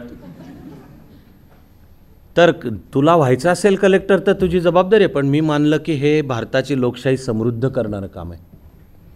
शेषन आणि त्यावेळचं सरकार यांच्यामध्ये भांडणं चालू झाली एका टप्प्यानंतर, आणि त्यामध्ये अनेक निर्णय असे आहेत की जे सुप्रीम कोर्टापर्यंत गेले. शेषन यांच्या निर्णयांना आव्हान देण्यात आलं, सुप्रीम कोर्टापर्यंत गेले. आणि पुढच्या स्लाईडवर आपण पाहू की त्या एका टप्प्यापर्यंत सुप्रीम कोर्टाचे सगळे निर्णय शेषन यांच्या बाजूचे झालेत. तेव्हा त्यांनी जेव्हा मतदार ओळखपत्रचं काम हाती घेतलं, त्याला आव्हान देण्यात आलं सुप्रीम कोर्टात याचिका दाखल करून, आणि सुप्रीम कोर्टाने सर्व सुनावणी करून निकाल दिला की मुख्य निवडणूक आयुक्ताच्या घटनात्मक अधिकारांच्या कक्षेत राहून हा निर्णय, आणि तो घ्यायचा अधिकार त्यांना आहे, तेव्हा निवडणूक ओळखपत्र असायला पाहिजेत. मुख्यतः याबाबतीत सुप्रीम कोर्टासमोर आपली बाजू मांडताना शेषन यांनी बोट ठेवलं होतं की कलम 324मध्ये नुसताच निवडणूक आयोग असेल आणि त्याचा मुख्य निवडणूक आयुक्त असेल आणि निवडणुका घेणे त्याची जबाबदारी आहे, हे शब्द नाही आहेत. फ्री अँड फेअर हे शब्द आहेत की त्याची जबाबदारी खऱ्या मुक्त वातावरणात आणि न्याय्य पद्धतीने. तेव्हा शेषन यांनी सुप्रीम कोर्टासमोर जे मांडलं म्हणजे मुख्य निवडणूक आयुक्त या नात्याने की भारताची लोकशाही प्रक्रिया आणि निवडणूक अधिक मुक्त आणि न्याय्य होण्यासाठी हे पाऊल आवश्यक आहे, म्हणजे बोगस वोटिंग होणार नाही इत्यादी. म्हणून ओळखपत्र सुप्रीम कोर्टाने त्यांच्या बाजूने दिला होता निकाल. हे जे कॉन्डक्ट ऑफ इलेक्शन रूल्स आहेत निवडणूक प्रक्रियेबाबत, शेषन यांनी त्याची एवढी कठोर अंमलबजावणी चालू केली की त्याचा पक्षांना किंवा आता मसल पॉवर, संपत्तीची प्रचंड उधळण, 2 नंबरचा वापर ह्याला वचकत बसला. संपला अजिबात नाही आहे, कारण राजकीय व्यवस्था तिची 2 नंबरच्या पैशाची ताकद, राजकारण 2 नंबरच्या पैशावरच चालतं, एकदम असलेलं स्वच्छ सत्य आहे. पण शेषन यांनी वचक निर्माण केला. उदाहरणार्थ, पक्षांनी आपले हिशोब निवडणूक आयोगाला दिले पाहिजेत अशी आधी कुठे काही व्यवस्थाच नव्हती. जेवढं नीट खोल जाल तेवढं तुम्हाला एक गोष्ट आश्चर्याची लक्षात येईल, आपल्या राज्यघटनेत कुठेही पक्षांचा उल्लेख नाही. राज्यघटनेत पक्ष, पार्टी ह्याच्या बाबतीत एकही कलम नाही आहे. भारताने स्वीकारली संसदीय लोकशाही ती आहे, पण पक्ष, कारण बहुपक्षीय संसदीय लोकशाही असेल तर ती पक्षांच्या आधारावर चालणार. पण पक्ष ह्या कॉन्स्टिट्युशनल बॉडीज नाहीच आहेत, संवैधानिक नाहीच आहेत. RPAमध्ये सुद्धा लोकप्रतिनिधित्वाचा कायदा, त्याच्यात पक्ष, संघटना ह्याच्या बाबतीत काही म्हणण्यात आलेलं नाही. म्हणून पुढे वेगळी नियमावली तयार करण्यात आली की मग पक्ष, त्यांची चिन्ह, त्यांची नोंदणी, म्हणजे नोंदणीकृत पक्ष, नोंदणीकृत आणि मान्यताप्राप्त पक्ष आणि राष्ट्रीय पक्ष म्हणून मान्यता, तर तिचे काही ठरलेले निकष, आणि प्रादेशिक पक्ष म्हणून मान्यता तिचे काय, हे सगळं नंतरच्या काळात नियमांच्या आधारावर करण्यात आलं. या सगळ्यामध्ये पक्षांना तुमचं संघटना चालवायला आणि नंतर निवडणुका लढवायला पैसे कुठून येतात, त्याचे काही हिशोब आहेत का? आणि पक्षांचे हिशोब ऑडिट झाले पाहिजेत, ते पारदर्शक असायला पाहिजेत आणि जनतेलाही उपलब्ध असायला पाहिजेत. एवढंच नाही तर तिच्यावर checks and principle of checks and balances, तर वचक म्हणजे CAG भारताच्या सार्वजनिक क्षेत्राचं ऑडिट करतो, तशी पक्षांचं ऑडिट करायला एक यंत्रणा असायला पाहिजे. हा मुद्दा गेली 40 वर्ष चालू आहे, पण अशी काही व्यवस्थाच नाही. त्यामुळे तर इन्कम टॅक्सच्या कायद्याचं कलम असतं आहे 11, ज्यानुसार प्रत्येक व्यक्तीने आपलं इन्कम टॅक्स रिटर्न भरायचे असतात, ITR. कायदा म्हणतो की इन्कम टॅक्स 0 जरी पडणार असला तरी ITR भरायला पाहिजे. कोणी नाही भरायचा तर इन्कमच नील असेल, 0 आहे, त्यांनी नाही भरला तरी चालेल. आणि कायद्यामध्ये जिथे व्यक्ती हा उल्लेख आहे तर ती व्यक्ती म्हणजे नुसता शारीरिक माणूस नाही आहे, लीगल पर्सन. किंवा जशी कॉर्पोरेट कंपनी ही एक कायदेशीर व्यक्ती आहे, मग तसे राजकीय पक्ष ही सुद्धा एक कायदेशीर व्यक्ती आहे. ते त्यांचे इन्कम टॅक्स रिटर्न भरतच नव्हते कधी. तर त्यावर ह्या कलम 11 खाली अरुण शौरींचे वडील HD शौरी, मोठे सामाजिक कार्यकर्ते, त्यांची एक NGO कॉमन कॉज नावाची होती, तिने सुप्रीम कोर्टात याचिका दाखल केली की इन्कम टॅक्स डिपार्टमेंट, म्हणजे पक्ष इन्कम टॅक्स रिटर्न भरत नाहीत आणि त्याबद्दल इन्कम टॅक्स डिपार्टमेंट काही कारवाईसुद्धा करत नाही.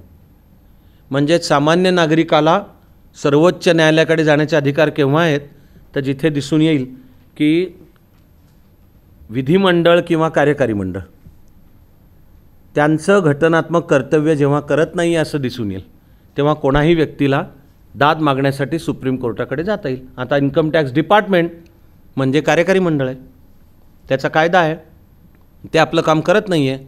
पक्षांनी पण कधी ITR दिले नाहीत, पण त्यांनी दिले नाहीत म्हणून इन्कम टॅक्स डिपार्टमेंटनी कधी त्यांना नोटिसा पाठवलेल्या नाहीत आधीच्या 40 वर्षात. हे 1992-93ला घडत होतं हे. पण म्हणजे त्यामुळे 52 साली निवडणुका चालू झाल्या तेव्हापासून, आणि इन्कम टॅक्स डिपार्टमेंटनी कधीही नोटीस पण दिलेली नाही आहे.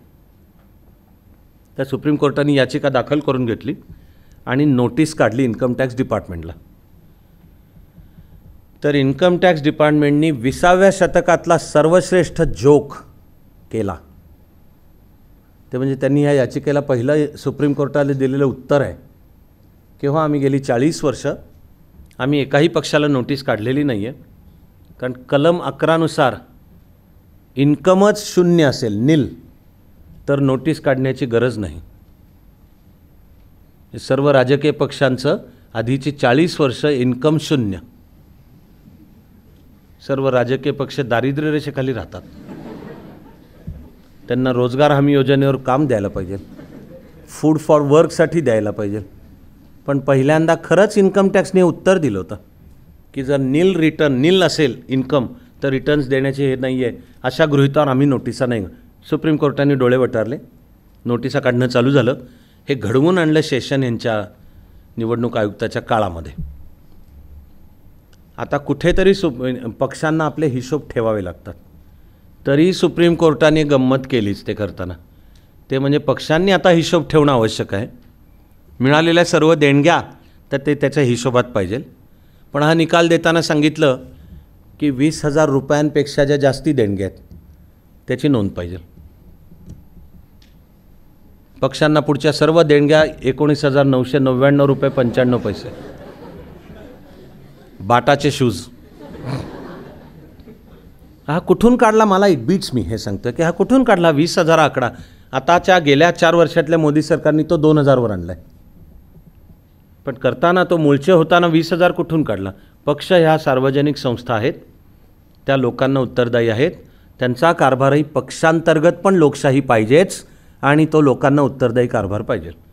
पण गेल्या काही वर्षात घडलेली अशी आणखी एक विचित्र विनोदी गोष्ट आहे, ती म्हणजे देशाच्या माहिती आयोगाने, इन्फॉर्मेशन कमिशन CIC सेंट्रल आहे, त्यांनी निकाल दिला की पक्ष पण माहितीच्या कायद्याला बांधिलेत, राईट टू इन्फॉर्मेशन बांधिलेत.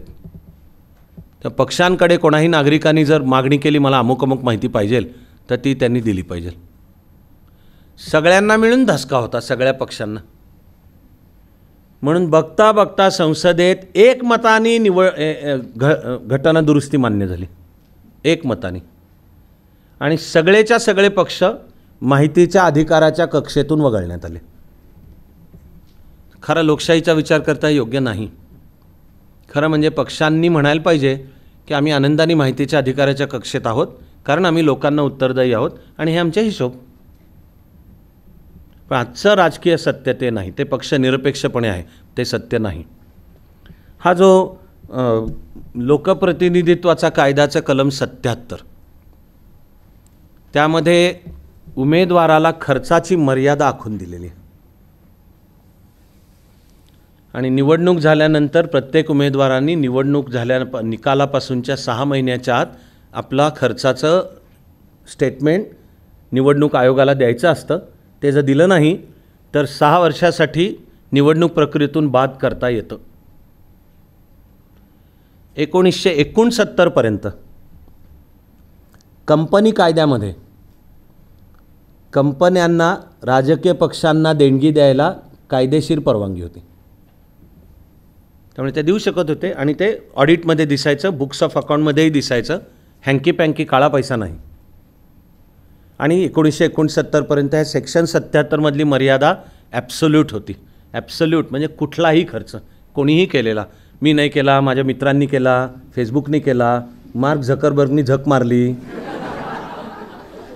तरी ते मोजला जायचा खर्च, तो की तुझ्या निवडणुकीत तो मोजला जाणार. सेक्शन 77. तर 1969 मध्ये इंदिराजींनी एकावेळी या 2 गोष्टी केल्या. कंपनी कायद्यात बदल केला आणि कंपन्यांना राजकीय पक्षांना देणगी देण्यापासून बंदी घालण्यात आली की आता देणगी द्यायचीच नाही. तो काहीसा पक्षांतर्गत राजकारणाचा खरं म्हणजे परिणाम होता.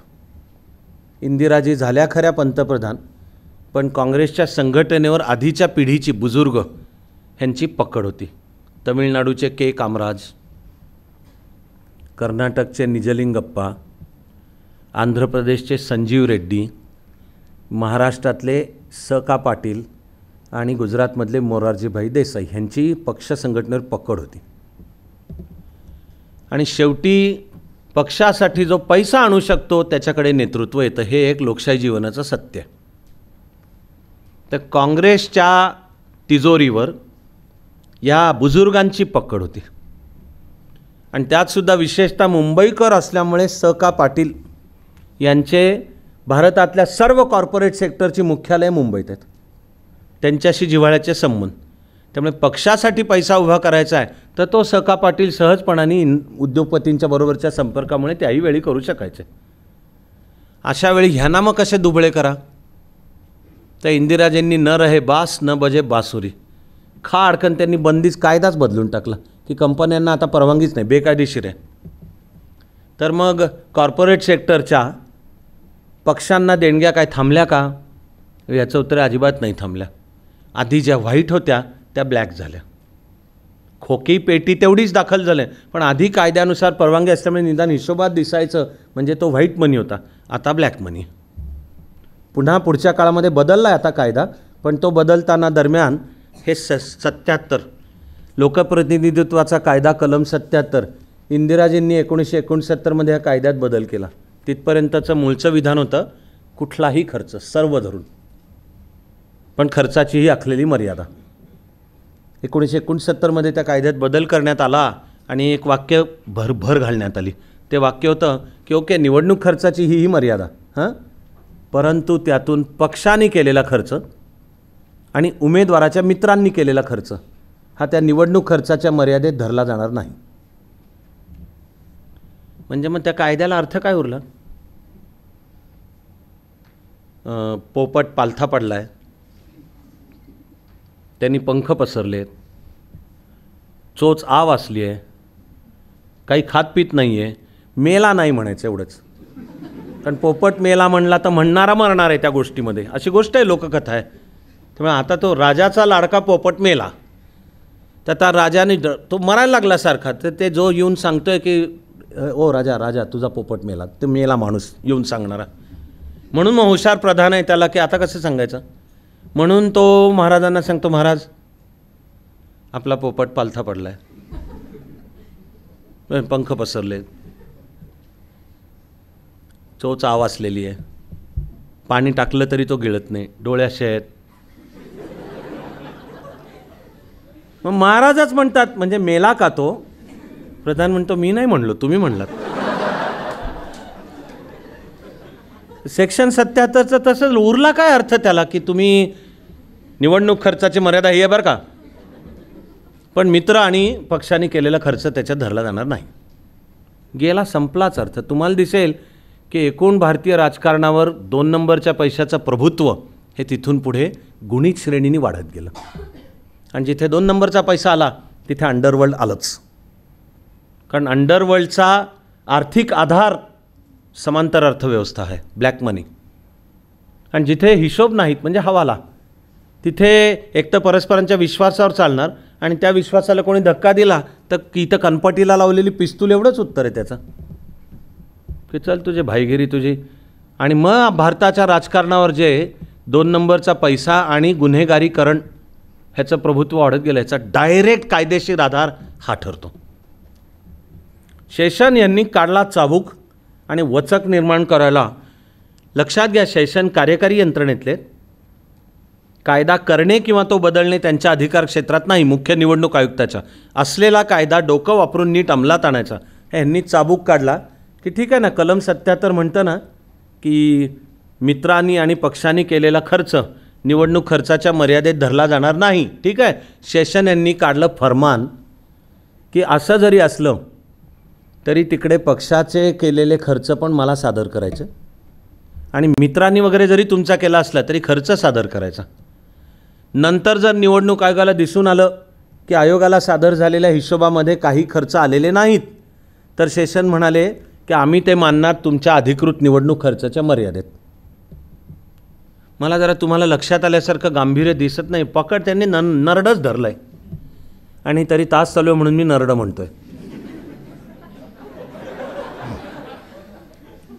तिकडे ते कायदा जो आहे तो आहे, पण आता तुमचं काय 77 तर मग ते म्हणाले ते हिशोब मला द्यायचेत, पक्षाला करू द्यात खर्च, पक्षाचे हिशोब इकडं पाहिजेत आणि तुमचे मित्रमंडळी फार करणारे तुमच्याकरता खर्च त्यामुळे पाहिजेत. तर यालासुद्धा पहिल्यांदा पक्षांनी विरोध केला. यावर पण याचिका झाल्या आणि सुप्रीम कोर्टाने दिले निकाल की निवडणूक आयोग जे करत आहे ते निवडणूक आयोगाच्या आखलेल्या कार्यकक्षेच्या चौकटीत आहे. मी आत्मचरित्र टाळायचा प्रयत्न करतो आहे, पण आहे त्या चित्रामध्ये IAS मधनं राजीनामा दिल्यावर मी 2दा पुणे लोकसभा मतदारसंघातनं अर्ज भरला होता अपक्ष म्हणून. त्यातली दुसऱ्यांदा मी मागे घेतलं, त्याच्यातला वेळ नाही घालवत. पुढे हा संदर्भ अजून येणार आहे 1-2-3 वेळा.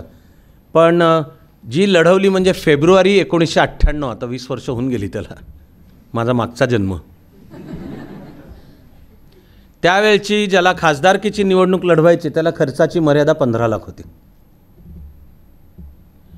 तर ती निवडणूक झाली आणि हिशोब सादर केले तेव्हा मी सर्वात श्रीमंत उमेदवार ठरलो. मी पैसा लोकांकडूनच गोळा केला होता, तो स्वतंत्रपणे एका अकाउंटवर जमा केला होता. मी सांगितलं होतं की कॅशला मी हातच लावणार नाही आहे, चेक किंवा DDनी द्यायचा, त्याची तुम्हाला पावती मिळेल. एक इंडिपेंडंट 5 नागरिकांची कमिटी आहे, ती वॉच करेल की हा सगळा शुद्ध पैसा आणि तो राजकारणासाठी वापरला जातो आहे. ते आपला देश एवढा चॅप्टर देश जगाच्या पाठीवर दुसरा नाही सापडणार, हे पण सांगतोय जाता जाता. त्यामुळे निवडणूक कायद्यामध्ये असते व्यवस्था हे शेषन यांनीच केलं होतं की पत्रका जर छापली तर ती कोणत्या छापखान्यात छापली, तिचा मुद्रक कोण, प्रकाशक कोण आणि किती प्रती छापल्या ह्याचा उल्लेख पाहिजे. तर समजा मी जी काही माझी पत्रकं घेतली छापून, ते छापखाने विचारायचे की साहेब छापायची किती आणि किती छापलं असं पत्रकावर छापायचं किती. छापायची 2 लाख, पत्रकावर लिहायचं 2000. का? निवडणूक आयोग शोधत बसा ना, करा सिद्ध की 2000 नाही 2117 छापल्या होत्या प्रती, कर सिद्ध. असंच राजकारण हे खोटेपणावरच उभं आहे. आणि मीच नाही, आधी एकेवेळी अटल बिहारी वाजपेयी हे बोलले सार्वजनिक जीवनात की निवडून आलेला प्रत्येक लोकप्रतिनिधी जेव्हा शपथ घेतो ना लोकप्रतिनिधित्वाची, त्यावेळेला तो काहीसं खोटं बोलत असतो किंवा निवडणूक आयोगाला जे सादर, असं वाजपेयी म्हटलेले आहेत. म्हणजे हा प्रश्न केवळ कोणा एका पक्षाचा नाही, लोकशाहीतल्या राजकीय व्यवस्थेचा आहे की राजकारणासाठी लागणारा पैसा सरळ मार्गाने कसा आणायचा आणि तो लोकांना उत्तरदायी कसा ठेवायचा. 98 तर ते 98ची मी निवडणूक लढवल्यावर तर करायचे हिशोब सादर, तर मी केले. मला लोकांनी दिले होते 14,65,000. निवडणूक खर्चाची मर्यादा 15 लाख. तर मला दिले होते 14,65,000, माझा खर्च 14,65,000 तो मी सादर केला. त्यावेळे पुणे लोकसभा मतदारसंघातला दुसरा तगडा उमेदवार होते कलमाडी, सुरेश कलमाडी.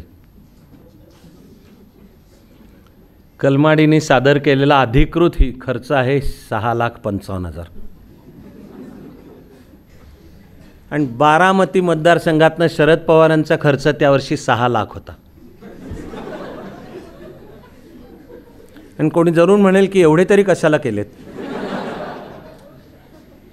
तेव्हा मी सगळ्यात श्रीमंत, मी शरद पवार आणि कलमाडींपेक्षा श्रीमंत हे लक्षात ठेवायचं. ताई माई अक्का लक्षात ठेवा. पण मूळच्या लोकशाही स्पिरिटची जी दैना आहे म्हणजे त्याच्यात शेषन यांनी जो वचक त्यांनी काढला की ठीक आहे, पक्षाचे हिशोब पाहिजेत, मित्रांनी केलेले असले ते पण पाहिजेत, स्वतंत्र द्यायचे. त्यांनी फॉर्मॅट आखून दिले की निवडणूक सेक्शन 77 मधल्या निवडणूक खर्चानुसार तुमचा म्हणजे हा फॉर्मॅट. आणि जर तुम्हाला म्हणायचं असेल की माझ्या मित्रांनी केला, तरी ते मित्रांनी केलेल्या खर्चाचा पण हिशोब पाहिजे आणि पक्षाने केलेला. आणि त्यांनी सांगितलं की जर आम्हाला आढळून आलं की अमुक एक कुठला तरी खर्च झाला आहे आणि तो तुमच्या ह्याच्यात दिसत नाही आहे, तर मानला जाणार की तो तुमच्या निवडणूक खर्चाच्या मर्यादेतला आहे. आणि मग ती जर पार झाली तर 6 वर्षासाठी डिबार. आपल्या पदावरनं पाळणे, कंपन्यांच्या देणग्यांचा मुद्दा सांगून झाला, आयकराचा मुद्दाही सांगून झाला. शेषन यांचा मुख्य निवडणूक आयुक्त या नात्याने सरकारशी संघर्ष सतत चालू होता आणि ते होते एकटे मुख्य निवडणूक आयुक्त. तर आता हे जरा सरकारला आता जड जात आहेत हे सगळे आणि ऐकत नाही त्यांनी एकही. आता ह्यांना जागेवर कसं आणायचं, तर आपला राजकीय वर्ग पण बुद्धिमान आहे, कमी नका समजू तुम्ही त्याला. पंतप्रधान नरसिंहराव होते, मी त्यांच्याबद्दल अजिबात अनादराने बोलत नाही आहे. सरकार आहे आणि जे काही त्यावेळचं झालं ते झालं, त्याची गोष्ट वेगळी. राजकीय वर्ग बुद्धिमान आहे आणि शेषन यांच्याशी फाईट अवघड होती आहे मुख्य निवडणूक. आता काय करा, तर राजकीय सुपीक डोक्यातनं निघालेली कल्पना आहे आणखी 2 नेमायचे निवडणूक आयुक्त, म्हणजे एकूण झाले 3. आणि आता नेमताना ते सरकार दक्षता घेतं. कुठलंच सरकार एवढं बावळट नाही आहे की माणूस तिथे नेमायचा आहे पण तो आपला ऐकेलच याची खात्री नाही आहे पण नेमायचा आहे. असं फक्त शेषन यांच्या बाबतीतच झालं. त्यावेळी पंतप्रधान चंद्रशेखर होते आणि त्यांनी शेषनना मुख्य निवडणूक आयुक्त म्हणून नेमलं. त्यावेळेला राजीव गांधींचं वाक्य सुप्रसिद्ध आहे की यांना माहिती नाही की हे काय संकट मोल घेत आहेत शेषनना नेमणे. कारण एकदा का घटनात्मक पदावर आले आणि मुख्य निवडणूक आयुक्ताला 6 वर्षाचं संरक्षण आहे. एकदा नेमलं तर 6 वर्षाच्या आधी हात लावता येत नाही. बदलायचं असेल तर जी महाअभियोगाची कार्यप्रक्रिया इम्पीचमेंट ती वापरून रिमूव्हल बाजूला करणे. तर शेषन यांना एकदा अशा पदावर बसवलं की आता 6 वर्ष हाताचं. आता बघतो, आधीची गोष्ट वेगळी होती, IAS ऑफिसर होतो, तुम्ही माझी ट्रान्सफर करू शकत होतात. तरी शेषन यांची कारकीर्द ही टफ ह्याच्याकरता गाजलेलीच आहे. आणि माणूस माझे त्यांचे तर अत्यंत जिव्हाळ्याचे संबंध ते सांगायला वेळ नाही आहे, कारण आज आपल्याला निदान आज आता फायनली हे पूर्ण करायचं आहे. नंतर कधी भेटलो तर जरूर विचाराल तेव्हा सांगेन मी ते. पण माणूस भयंकर आक्रमक, फाटक्या तोंडाचा आणि टेररच होती त्यांची, भयंकर टेररच होती त्यांची. बरं, ते एवढा फाटक्या तोंडाचा. ते दिल्लीमध्ये एकदा मुख्य निवडणूक आयुक्त असताना त्यांच्या अधिकृत गाडीतनं चालले होते. आता दिल्लीची ट्रॅफिक पण भयंकर आहे, दिल्लीपेक्षा भयंकर फक्त पुण्याची ट्रॅफिक आहे. तर ते मोठी सर्कल्स आहेत त्याला. एका ठिकाणी असा उजवीकडनं एक मोटरसायकलवाला आला, तुफान वेगात त्याने ह्यांच्या गाडीला कट मारला. तर शेषन यांना समोर मशीन गन घेऊन हे असायचं संरक्षण, कारमधनं जात आहेत हे ॲम्बॅसिडरमध्ये मागे डाव्या बाजूला, आणि पुढच्या सीटवर ड्रायव्हरच्या शेजारी तो त्यांचा सिक्युरिटी गार्ड, त्याच्या हातात मशीन गन. तर शेषननी मागच्या सीटवर बसून ड्रायव्हरला सांगितलं की त्या मोटरसायकलवाल्याचा पाठलाग कर. तो बिशाद आहे ड्रायव्हर नाही करत, मोटरसायकलवाल्याचा पाठलाग कर. पाठलाग. त्या मोटरसायकलच्या असं शेजारी गेले तसं शेषन म्हणाले शूट हिम. त्या सिक्युरिटी गार्डला घाम फुटला आणि शेषन म्हणाले शूट हिम, नाही तर मी तुझ्यावर ऑर्डर मी देतोय, शूट हिम. त्यांनी नाही केलं. यांनी बंगल्यावर पोचल्यानंतर दिल्लीच्या आयुक्ताला फोन करून सांगितलं हे याला बदलून टाकायचं आहे, सस्पेंड करायचं आहे, याला बदलायचं आहे. आणि तो आयुक्त काय बिसादे करत नाही, कारण त्याला माहिती आहे की त्यांनी नाही केलं तर त्यालाच हलवतील तिथनं. मला लक्षात आहे की अजून खरं म्हणजे 5 स्लाईड्स आहेत, पण तरी पुढच्या साधारण 2-2.5 मिनिटांचा चक्क एक मोहच आहे. ते करताना मला तुम्हाला थोडासा बारकावा सांगावा लागणार आहे. एक जे शासनातले आणि IAS आणि ह्याच्यात जे सिनियर ज्युनियर नातं असतं ना, त्याच्यामध्ये सिनियरनी जर ज्युनियरशी बोलण्यासाठी फोन लावायचा असेल तर त्या सिनियरच्या हाताखालचा कोणीतरी फोन लावतो. तो त्या दुसरा IASच अधिकारी आहे पण ज्युनियर आहे, त्याच्या PA कडे जाईल. तो सांगतो की अशा साहेबांना बोलायचं आहे, तुझ्या साहेबाला आधी लाईनवर घे. तो ज्युनियर लाईनवर येतो, तो आल्याचं सांगितलं जातं आणि मग सिनियरचा PA सांगतो की आता ते लाईनवर आहेत, हे तुम्ही, आणि मग बोललं जातं. तर शेषन एकदा मुंबईत मुक्कामाला होते ओबेरॉयमध्ये, आता त्याचं नाव ट्रायडंट. 26/11चा हल्ला ज्या हॉटेलवर झाला, तर शेषन मुक्कामाला मुख्य निवडणूक आयुक्त असताना मुक्कामाला ट्रायडंटमध्ये होते. मंत्रालयातनं त्यांना गेला फोन आणि मुख्यमंत्र्यांचे सचिव, मला ती व्यक्ती माहिती आहे, नाव सांगत नाही पण एवढं सांगतो की अतिशय साधा सुसंस्कृत माणूस, IAS अधिकारीच पण शेषन सिनियर त्यांना. तर मंत्रालयातनं हॉटेलमध्ये फोन गेला आणि मुख्यमंत्र्यांच्या सेक्रेटरीला बोलायचं आहे. आता त्या हॉटेलचं PBX त्यांनी रूममध्ये जोडून दिला. रूममध्ये शेषन यांनी उचला, तर आधी हॉटेलच्यानी सांगितलं की मुख्यमंत्र्यांच्या सेक्रेटरीला बोलायचं आहे. म्हणून शेषन यांनी फोन उचलला आणि सांगितलं मिस्टर शेषन स्पीकिंग. तर त्यावेळपर्यंत फोनवर होती मंत्रालयाची टेलिफोन ऑपरेटर. तिने जेव्हा ऐकलं आणि हॉटेलनी जोडून दिला की mister Seshan on the line, तिकडे शेषनना वाटतं आहे की आता हे जे कोणी मुख्यमंत्र्याचे सचिव ते लाईनवर, हॉटेलला काय माहिती आणि त्या मंत्रालयातल्या PBXला तिला बिचारीला काय माहिती. त्यामुळे हॉटेलनी जोडून दिला. शेषन म्हणले मिस्टर शेषन स्पीकिंग, आणि ही मंत्रालयातली ती म्हणाली की देते जोडून. तर शेषन यांनी फोन होल्ड केला, मंत्रालयातल्या PBXवर जोडला. इकडे हे बसलेले हे सुसंस्कृत वरिष्ठ, ह्यांना काय कल्पनाच नाही आहे. त्यांचा इंटरकॉम वाजला टेबलवरचा आणि PBX म्हणजे ते कधी गेलात लवकरच जा मंत्रालयात, तुमच्यावर वेळ येवो अधिकारी म्हणून. तर मेन गेटवरनं जर आत गेलात तर डाव्या हाताला आहे मंत्रालयातला PBX आणि 4 आकडी असतो डिजिट इंटरकॉमचा. तर यांचा वाजला इंटरकॉम म्हणून ते उचलत आहेत. तर ती PBXवरची महिला म्हणाली की शेषन साहेबांना आपल्याशी बोलायचं आहे. ह्यांना वाटलं की शेषन साहेबांचा PA बोलणार, त्यामुळे ह्यांनी फोनवर येऊन फक्त म्हणाले की मी असं असं नाव सांगितलं आणि मुख्यमंत्र्यांचा सचिव मी बोलतो आहे. तर ते म्हणतायत अजून की शेषन साहेबांना द्या फोन. ह्यांची वाक्य एवढीच झाली की मी मुख्यमंत्र्यांचा सचिव अमुक अमुक नाव मी बोलतो आहे. शेषन म्हणाले you are hereby suspended. Phone खाली ठेवला त्यांनी. सस्पेंड, वरिष्ठ IAS अधिकारी खटाक सस्पेंड. बरं, त्यांचं वक्तृत्व पण चांगलं होतं आणि तोंड फाटकं होतं हे मी सांगितलंच. तर पुण्यातल्या एका सभेत, पुण्यात मुख्य निवडणूक आयुक्त असताना आले होते शेषन, आणि त्यांच्या जे काही बोलायचं त्याच्यात ते सांगत होते की प्रशासनाचं काम आहे निपक्षपाती पाहिजे, तुम्ही कायदा आणि राज्यघटनेच्या आधारावर इत्यादी. पण ते म्हणाले विशेष जबाबदारी IAS अधिकाऱ्यांची आहे, कारण सगळ्यात स्ट्रॉंग ते आहेत, कॉन्स्टिट्युशनल रक्षण पण सगळ्यात त्यांना आहे, तर शेषन यांच्या, आणि ते त्या एकाच भाषणातलं नव्हतं. This used to be his constant refrain. म्हणायचे कायम की बहुसंख्य IAS ऑफिसर्स कॉलगर्लसारखे वागतात. म्हणजे ज्याच्याकडून जास्ती पैसा मिळेल, ह्यांचं एवढं भयंकर वर्णन होतं. आणि his favourite sentence was most of the IAS officers behave like modern call girl. तर ते पुण्यातल्या भाषणात पण आलं त्यांच्या. आणि त्यांना काय माहिती हे पुणे आहे. पण त्यांचं बोलणं संपल्यावर एकाने हात वर केला. पुण्यातला प्रत्येक नागरिक पंतप्रधान असतो. त्याला वेळ नसतो म्हणून तो मोदींना सांगतो कारभार तुम्ही चालवा, जिथे अडचण येईल मला विचारा, मी सांगतो तुम्हाला काय करायचं ते. इकडं मला माझ्या टायरचं पंक्चर काढायचं, आत्ता तूर्त वेळ नाही मला.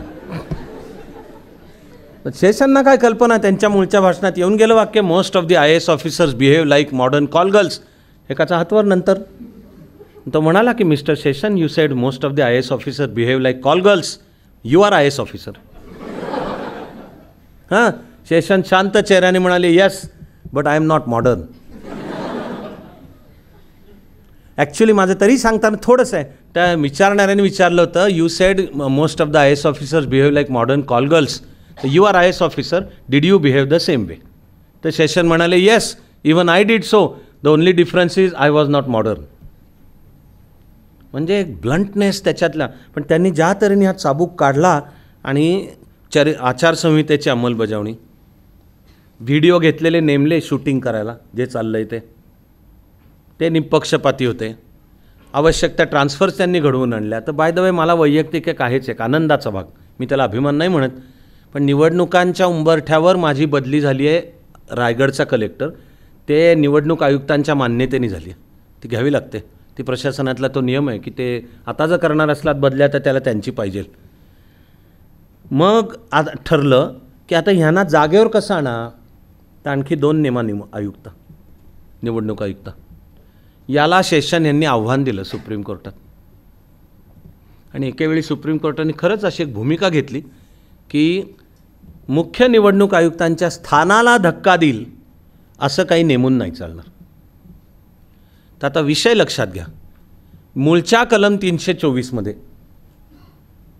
केवळ एकच सदस्य असेल निवडणूक आयोग असं नाही आहे म्हटलेलं.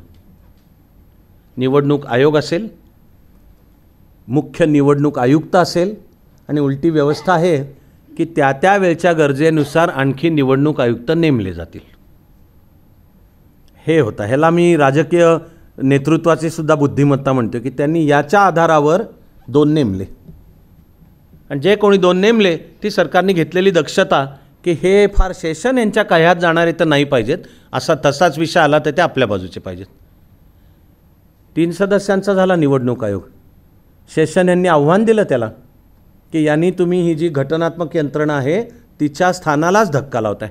ते एकेवेळी आधी सुप्रीम कोर्टाचा निकाल आहे की जरी 3 असले तरी निवडणूक आयुक्त, मुख्य निवडणूक आयुक्त हे त्या दोघांचे प्रमुख असतील आणि त्यांचं मत महत्त्वाचं ठरेल. पण काहीसं एक प्रकारे देशाचं थोडं दुर्दैव आहे की निवडणूक आयोग आणि सर्वोच्च न्यायालय यांचा पण झगडा झाला. शेषन यांचं नाव मोठं होत गेलं होतं, विशेषतः ते मिडल क्लासचे तर हिरोज बनले होते आणि ठिकठिकाणी सार्वजनिक कार्यक्रमांचं त्यांना निमंत्रण असायचं. तर एका चेन्नईच्या कार्यक्रमात आणि शेषन मुख्य निवडणूक आयुक्त पदावरून भ्रष्टाचाराविरुद्ध आवाज उठवत होते. तर ते चेन्नईच्या एका कार्यक्रमात बोलले की देशाच्या सर्व क्षेत्रांमध्ये भयंकर भ्रष्टाचार आहे. त्यात बोलताना ते म्हणाले ते शिक्षणासकट आहे. आणि मग कोणीतरी नंतरच्या प्रश्नोत्तरात म्हणाला की न्यायव्यवस्थेबाबत मग तुमचं काय मत आहे. तर शेषन म्हणाले होते की दुर्दैवाने न्यायव्यवस्थेत पण भ्रष्टाचार आहे आणि दुर्दैवाने तो सर्वोच्च पातळीपर्यंत आहे, असं ते बोलले. त्याच्या दुसऱ्या दिवशी सुप्रीम कोर्टाने निवडणूक आयोगाच्या ॲटर्नी वकिलांना पाचारण केलं आणि व्हर्बॅटिम सांगतो शब्दशः की सुप्रीम कोर्ट निवडणूक आयोगाच्या वकिलाला म्हणाले की तुमच्या क्लायंटला तोंड सांभाळून बोलायला सांगा, अदरवाईज त्याला जागेवर कसं आणायचं आम्हाला माहिती आहे. इथून पुढे हा संघर्ष घडला आहे. आणि मग निवडणूक सर्वोच्च न्यायालयाने निकाल दिला की राज्यघटनेत म्हटलं आहे की मुख्य निवडणूक आयुक्त आणि काळाच्या त्यावेळच्या गरजेनुसार दोन म्हणजे नेमता येतील. तर मग सुप्रीम कोर्टाने दृष्टिकोन घेतला की जर एकापेक्षा जास्ती असले तर आहेत ते सगळे समान आहेत. आणि मग मुख्य निवडणूक आयुक्ताचं काय स्थान? First among equals. तेव्हा कुठल्याही मुद्द्यावर जर काही मतभेद झाले तर काय करायचं? मतदान आहे तिघांचं. तिघांमधल्या ज्या बाजूचे दोघं ते ठरणार. म्हणजे यशस्वीरित्या मुख्य निवडणूक आयोगाच्या स्थानाला काहीसा धक्का बसू शकला. पुढे खरंच असे प्रकार घडलेले आहेत. 2009च्या निवडणुकीच्या काळात आधी जी गोपालस्वामी आयुक्त होते आणि दुसऱ्या दोनांमधले एक होते नवीन चावला. त्यांचं अलीकडे पुस्तक आलं आहे, एव्हरी व्होट काउंट्स, अशी त्यांनी एकूण निवडणूक आयोगाची फार आकर्षक आणि चित्तथरारक कहाणी दिली. त्याच्यात त्यांनी हा सगळा संघर्ष त्यांच्या दृष्टिकोनातून मांडला आहे. पण मुख्य निवडणूक आयुक्त गोपालस्वामी आणि एक निवडणूक आयुक्त नवीन चंद्र चावला यांचा अनेक मुद्द्यांवर मतभेद होते. त्यातला एक होता काश्मीर विधानसभेची निवडणूक घ्यायची की नाही घ्यायची. गोपालस्वामी यांचं मत होतं घ्यायची नाही. नवीन चावला आणि आणखी एक, या दोघांचं मिळून मत होतं घेतली पाहिजे. शेषन यांच्या संदर्भातल्या सुप्रीम कोर्टाच्या निकालामुळे 2 विरुद्ध 1 ते होणं भाग आहे. अशा वेळी गोपालस्वामींनी भूमिका घेतली की निवडणूक आयुक्त यांचा राज्यघटनेत उल्लेख नाही आहे. राज्यघटनेत उल्लेख मुख्य निवडणूक आयुक्त आहे. याचा अर्थच आहे की दुसऱ्या निवडणूक आयुक्तांवर काही कारवाई करायची असेल तर ती करण्याचे अधिकार मुख्य निवडणूक आयुक्ताला आहेत. असा निवडणूक आयोगाच्या अंतर्गत संघर्ष उभा राहिला. एवढंच आहे की काळानुसार 2009च्या निवडणूक प्रक्रियेच्या मध्येच गोपालस्वामींची मुदत संपली आणि त्यांच्या जागी नवीन चावला मुख्य निवडणूक आयुक्त बनले. पण मुख्य निवडणूक आयुक्ताव्यतिरिक्तच्या निवडणूक आयुक्तांना घटनात्मक संरक्षण अजूनही नाही. आणि तो प्रस्तावित काही निवडणूक विषयक सुधारणा आहेत त्याच्यात अजूनही पेंडिंग विषय. तसा आपण काळा पैसा आणि गुन्हेगारीबाबत 2 शब्द का विना बोललो. त्याबाबत एकेवेळी व्होरा समिती नेमलेली होती. हे वरिष्ठ IAS अधिकारी NN व्होरा. त्यांचा अहवाल प्रक्षोभक आहे कारण त्यांनी राजकारण आणि गुन्हेगारी जगताच्या संपर्काचे पुराव्यांसकट आणि अनेक ज्येष्ठ नेत्यांच्या नावांसकट उल्लेख आहेत. पण आता त्या अहवालाला 20-22 वर्ष होऊन गेली, त्याच्यावर कारवाई पुढे काही नाहीच आहे. पण काळाचौघात हे एवढे तर बदल झाले.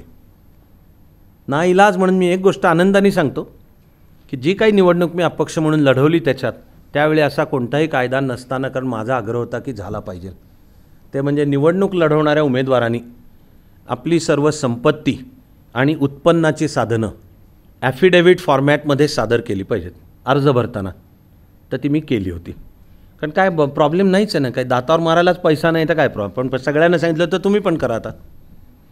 पण सुदैवाने ह्याची पुढे कायद्यात बदल झाला आहे आणि आता लोकप्रतिनिधित्वाच्या कायद्यात बदल होऊन निवडणुकीचा जो उमेदवार अर्ज भरतो आहे त्याच्यावर ही 2 कायदेशीर बंधनं आली मधल्या वर्षांमध्ये की तो निवडणुकीचा अर्ज भरताना त्यांनी आपली एकूण संपत्ती किती आणि आपली उत्पन्नाची साधनं काय हे सादर करायचं आहे.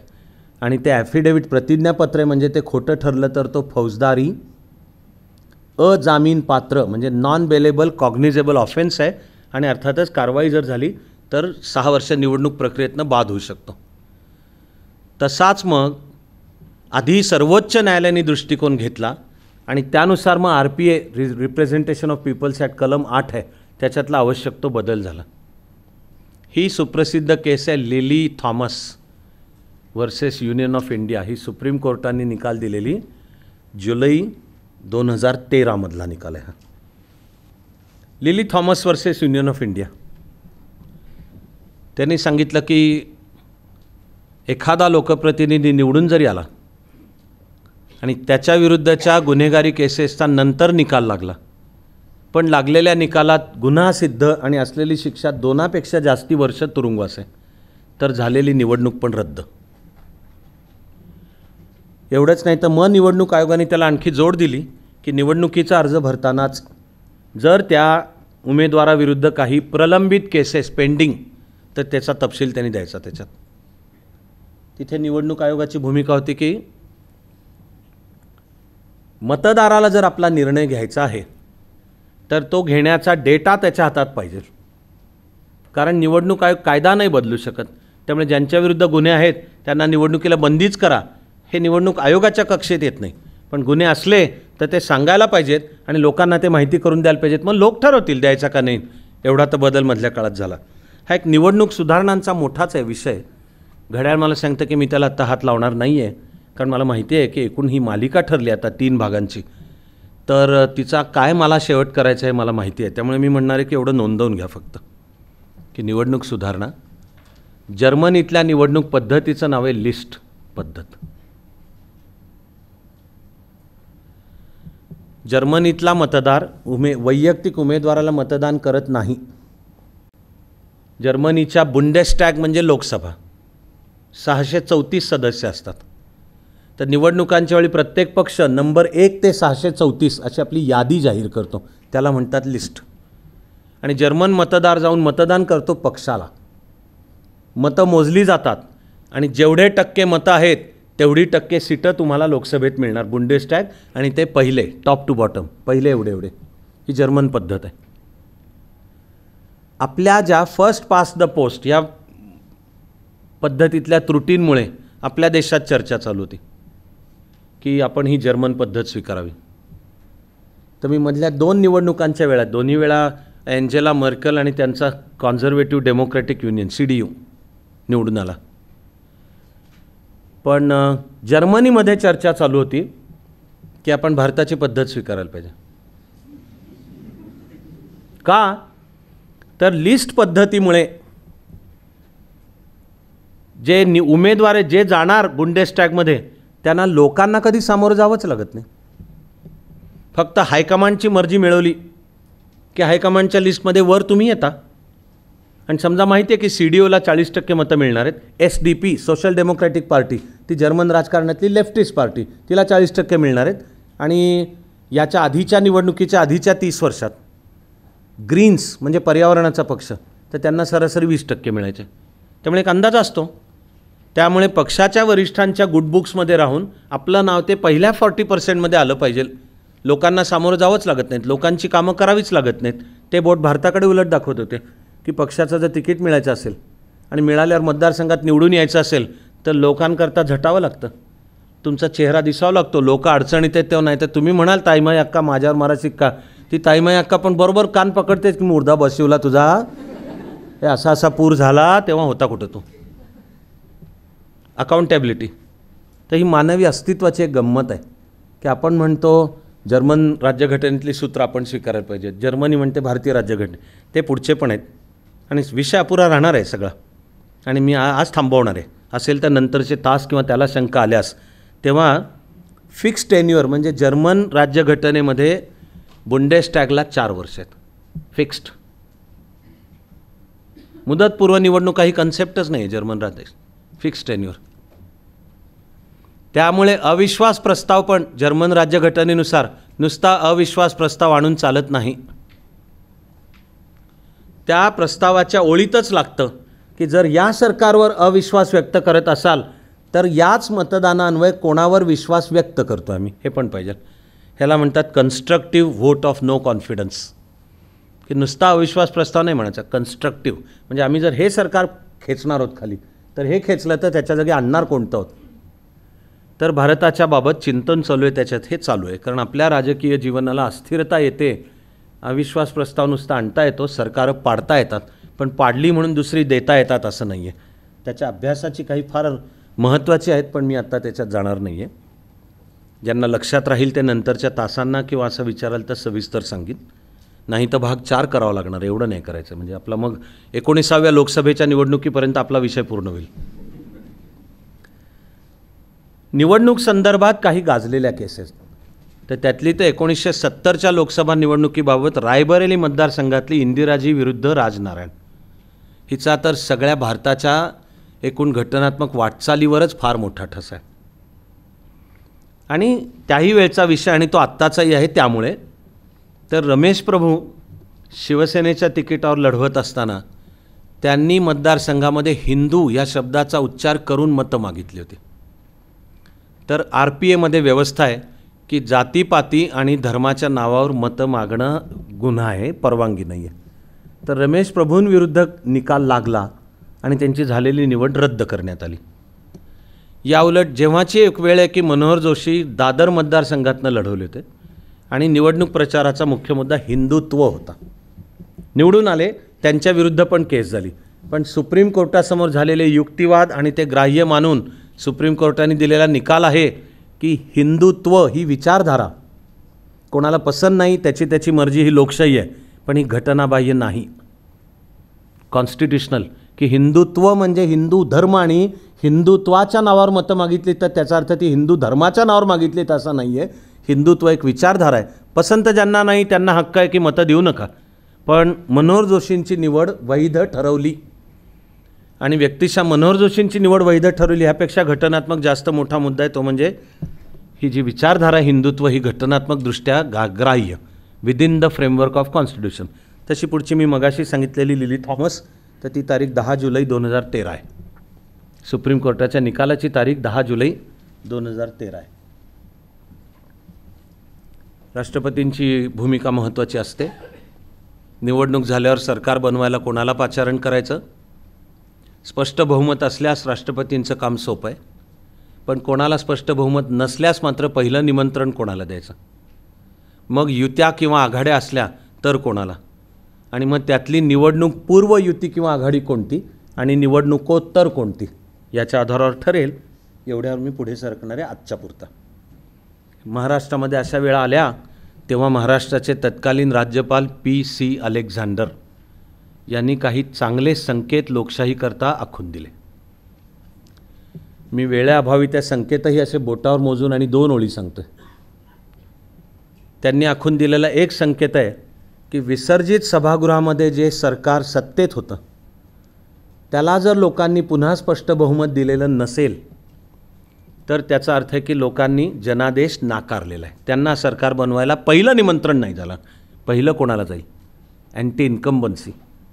आणि दुसरा निकष PC अलेक्झांडर यांनी वापरला, सांगितला की जर निवडणूक पूर्व युती असेल म्हणजेच मतदारसंघ वाटून घेतलेत आणि एका कॉमन निवडणूक जाहीरनाम्यावर लोकांकडे मतं मागितलेत, तर अलेक्झांडर यांनी राज्यपाल या नात्याने भूमिका घेतली की सभागृहाच्या पटलावर मी त्यांना एक गट म्हणून मोजणार आहे. जरा मी खरं म्हणजे वेगात सांगतोय, पण मला वाटतंय तुम्हाला लक्षात येतं आहे, म्हणूनच मी बहुधा 1.5-2 मिनिटात पूर्ण करतो. 1995च्या मार्चमध्ये महाराष्ट्र विधानसभेचे जे निकाल लागले त्याच्यामध्ये त्यावेळेला एकच काँग्रेस होती, ती शरद पवारांच्या नेतृत्वाखाली होती आणि साधारण 80च्या आसपास सीट आहेत. पण सेना भाजप युती होती आणि शिवसेनेला मिळाली होती 72 सीटं, भाजपला होती 66.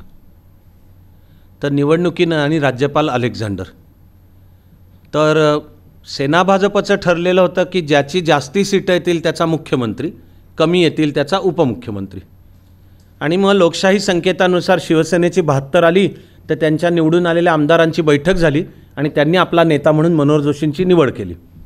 भाजपच्या निवडून आलेल्या 66 आमदारांची बैठक झाली जी व्हावी लागते, त्यांनी आपला नेता म्हणून गोपीनाथ मुंडेंची निवड केली. त्यानंतर अलेक्झांडर यांनी पहिलं निमंत्रण मनोहर जोशींना दिलं आणि ते थांबले 3-4 दिवस. तर आधी मनोहर जोशींनी दावा केला सेना भाजपच्या वतीने, दावा शरद पवारांनी पण केला. त्यांनी सांगितलं की तरी सर्वात मोठा पक्ष आमचा आहे. काँग्रेसकडे 80 होते, सेनेकडे 72 आणि भाजपकडे 66. तेव्हा राज्यपाल अलेक्झांडर यांच्याकडे काँग्रेसनी पण दावा केला की पहिलं निमंत्रण आम्हाला द्या आणि बहुमत सिद्ध करायची संधी द्या.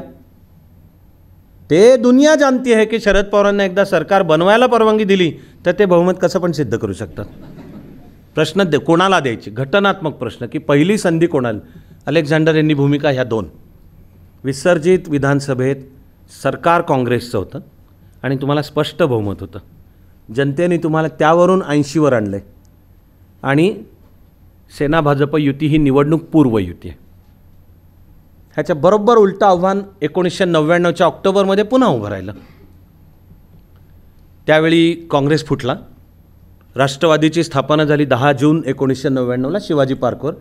आणि महाराष्ट्राच्या निवडणुकीमध्ये विधानसभेतसुद्धा 288 सर्व मतदारसंघात काँग्रेसचा पण उमेदवार, राष्ट्रवादीचा पण. आणि याउलट युती अजून होती. युती सप्टेंबर 2014 होती.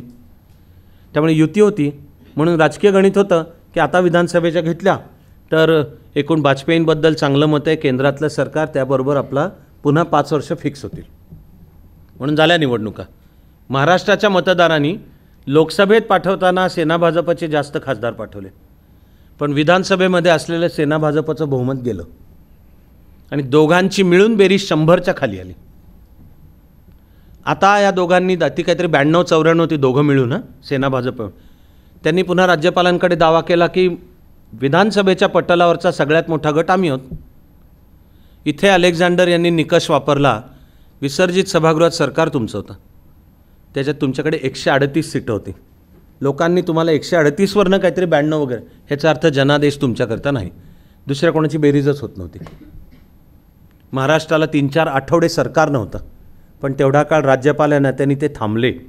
आणि मग पुढे जेव्हा घडून आलं, इन कोर्स जातीयतावाद्यांना सत्तेपासून दूर ठेवायला आपण एकत्र येऊयात, मग येऊन पुढचे जे आपल्याला माहिती आहे की त्याच्या पुढच्या 3 निवडणुका आघाडी म्हणजे काँग्रेस आणि राष्ट्रवादींनी पुढच्या जिंकल्या. पण राज्यपालाचं जे निपक्षपाती काम आहे त्याचे अलेक्झांडर यांनी योग्य निकष आखून दिले. आपल्याला ह्या मुद्द्यावर आज प्रार्थनेसाठी डोळे मिटायचे. आणि मला जर कोणी विचारलं की आता 3 भाग त्यातल्या 3ऱ्या भागाच्या शेवटाकडे आहे थोडी घाई, नाही तर मी तुम्हाला काही अतिशय चित्तथरारक आणि अभ्यासालाही तितक्याच महत्त्वाचे ते सांगितले असते, पण ह्याच्यावर थांबूयात आपण. की सगळ्यात महत्त्वाची गोष्ट आहे, जो वय वर्ष 18च्या पुढे आहे ह्याचं मतदान करणे हे पवित्र कर्तव्य. झालेल्या 3ही सत्रांच्या मधलं जर मला विचारलं म्हणून मी त्यावर शेवट करतो आहे की सगळ्यात महत्त्वाचा मुद्दा कोणता. 3 भागात आपण निवडणूक, राज्यघटना, कायदे, नियम आणि ते करताना एकूण सगळ्या भारताचंच पुढे सरकत गेलेला आढावा आपण पाहायचा प्रयत्न केला. शेवटचे काही मुद्दे मला माहिती आहे की वेळेचं गणित नीट मी पाळलं असतं तर त्या मुद्द्यांविषयी थोडं मी बोललो असतो. या सगळ्यात महत्त्वाचा मुद्दा कोणता तर तो आहे, in democracy people get the government that they deserve. लोकशाहीमध्ये लोकांना लायकीप्रमाणे सरकार मिळतं, म्हणजे लोकांनी आपली लायकी चांगलं सरकार मिळण्याची असायला पाहिजे हे दाखवून देणं आवश्यक आहे. खरं म्हणजे त्यामध्ये सगळ्यात मोठा प्रॉब्लेम आपल्याला सुशिक्षित म्हणवणारा मध्यम वर्ग हा सर्वात कमी मतदान करतो. आपल्या देशाच्या लोकशाहीचं वैशिष्ट्य हे आहे की उलट गोरगरीब, कारण त्याला कळलं आहे बरोबर गोरगरिबाला की आपण कितीही गोरगरीब असलो तरी त्या आपल्या मतातली ताकद त्याला कळली, तो त्या मतदानाच्या दिवशी उलट येतो आणि मतदान करतो.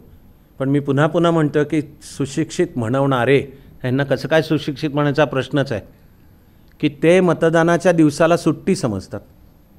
शिवाय त्याला जोडून जर आलं, मी खरंच सांगतो आहे, 2009ची निवडणूक ही 26/11च्या पार्श्वभूमीवर होत होती. 26/11 नंतर 2008 आहे 26/11 आणि 2009च्या मे म्हणजे त्याच्या आधी निकाल लागून सरकार बनण्याची प्रक्रिया 2009च्या मेमध्ये होणार, म्हणजे 26/11पासूनच्या 6 महिन्याच्या आत निवडणूक होती. मुंबईची सर्वच्या सर्व सीटं काँग्रेसने जिंकली आणि मतदानाचं प्रमाण 41% होतं. काय झालं मुंबईला, मुंबईकराला, मुंबईच्या मतदाराला, तर ते मुंबईच्या मतदानाच्या दिवसाला जोडून 2-3 सुट्ट्या आणि शिवाय एक शनिवार रविवार हे आले. सुशिक्षित म्हणवणारा मध्यम वर्ग सुट्टीवर. आणि नंतर मात्र 5 वर्ष दिवाणखान्यात बसून सगळेच पक्ष कसे वाईट आहेत, सगळेच कसे चोर आहेत, सगळेच कसे 2 नंबरचा, तुला म्हणायचा हक्क नाही, हे लक्षात घे. उलटं आहे की देशामध्ये काही चांगलं घडायचं असेल तर मानवाचाच इतिहास पाहिला तर कायम हे दिसेल की जेव्हा मध्यम वर्ग जागा होतो आणि आपली कातडी बचाव वृत्ती सोडून प्रसंगी उतरतो त्यावेळी मोठं परिवर्तन घडतं. याचं कारण समारोप आत्ता करतानाही समजायला अतिशय सोपं आहे की राजकीय सामाजिक व्यवस्थेच्या त्या टप्प्यातला श्रीमंत वर्ग तो परिवर्तनाला उतरेल कशाला तो, कारण तो श्रीमंत आहे, त्याचे सगळे हितसंबंध त्या व्यवस्थेत सांभाळले जातच असतात. या उलट जो नाडलेला गोरगरीब वर्ग आहे त्याचा रोजचा संघर्षच इतका अशक्य असतो की त्याला मान वर करून तो लढायला उभा राहील हे शक्यच नसतं त्याला. अशा वेळी बदलाचं नेतृत्व देण्याची ऐतिहासिक जबाबदारी मध्यमवर्गाकडे असते. तो जर या कातडी बचाव वृत्तीने आणि जाऊ द्या कशाला मतदान करायचं तर मग in democracy people get the government that they deserve. तेव्हा मी एवढ्यावर थांबतोय की आपलं सगळ्यांसकट लोकांचं पहिलं काम आता मतदान करा. ते मुक्तपणे करा, निर्भयपणे करा. ते ठीक आहे, तुमचे विचारधारा तुम्हाला पटलेला न पटलेला ह्याच्या सगळ्या सकट, पण मतदान हे पवित्र कर्तव्य आहे आणि ते बजावून मतदारांनी दाखवून दिलं पाहिजे की चांगलं सरकार मिळण्याची आपली योग्यता आहे. प्रार्थना करू.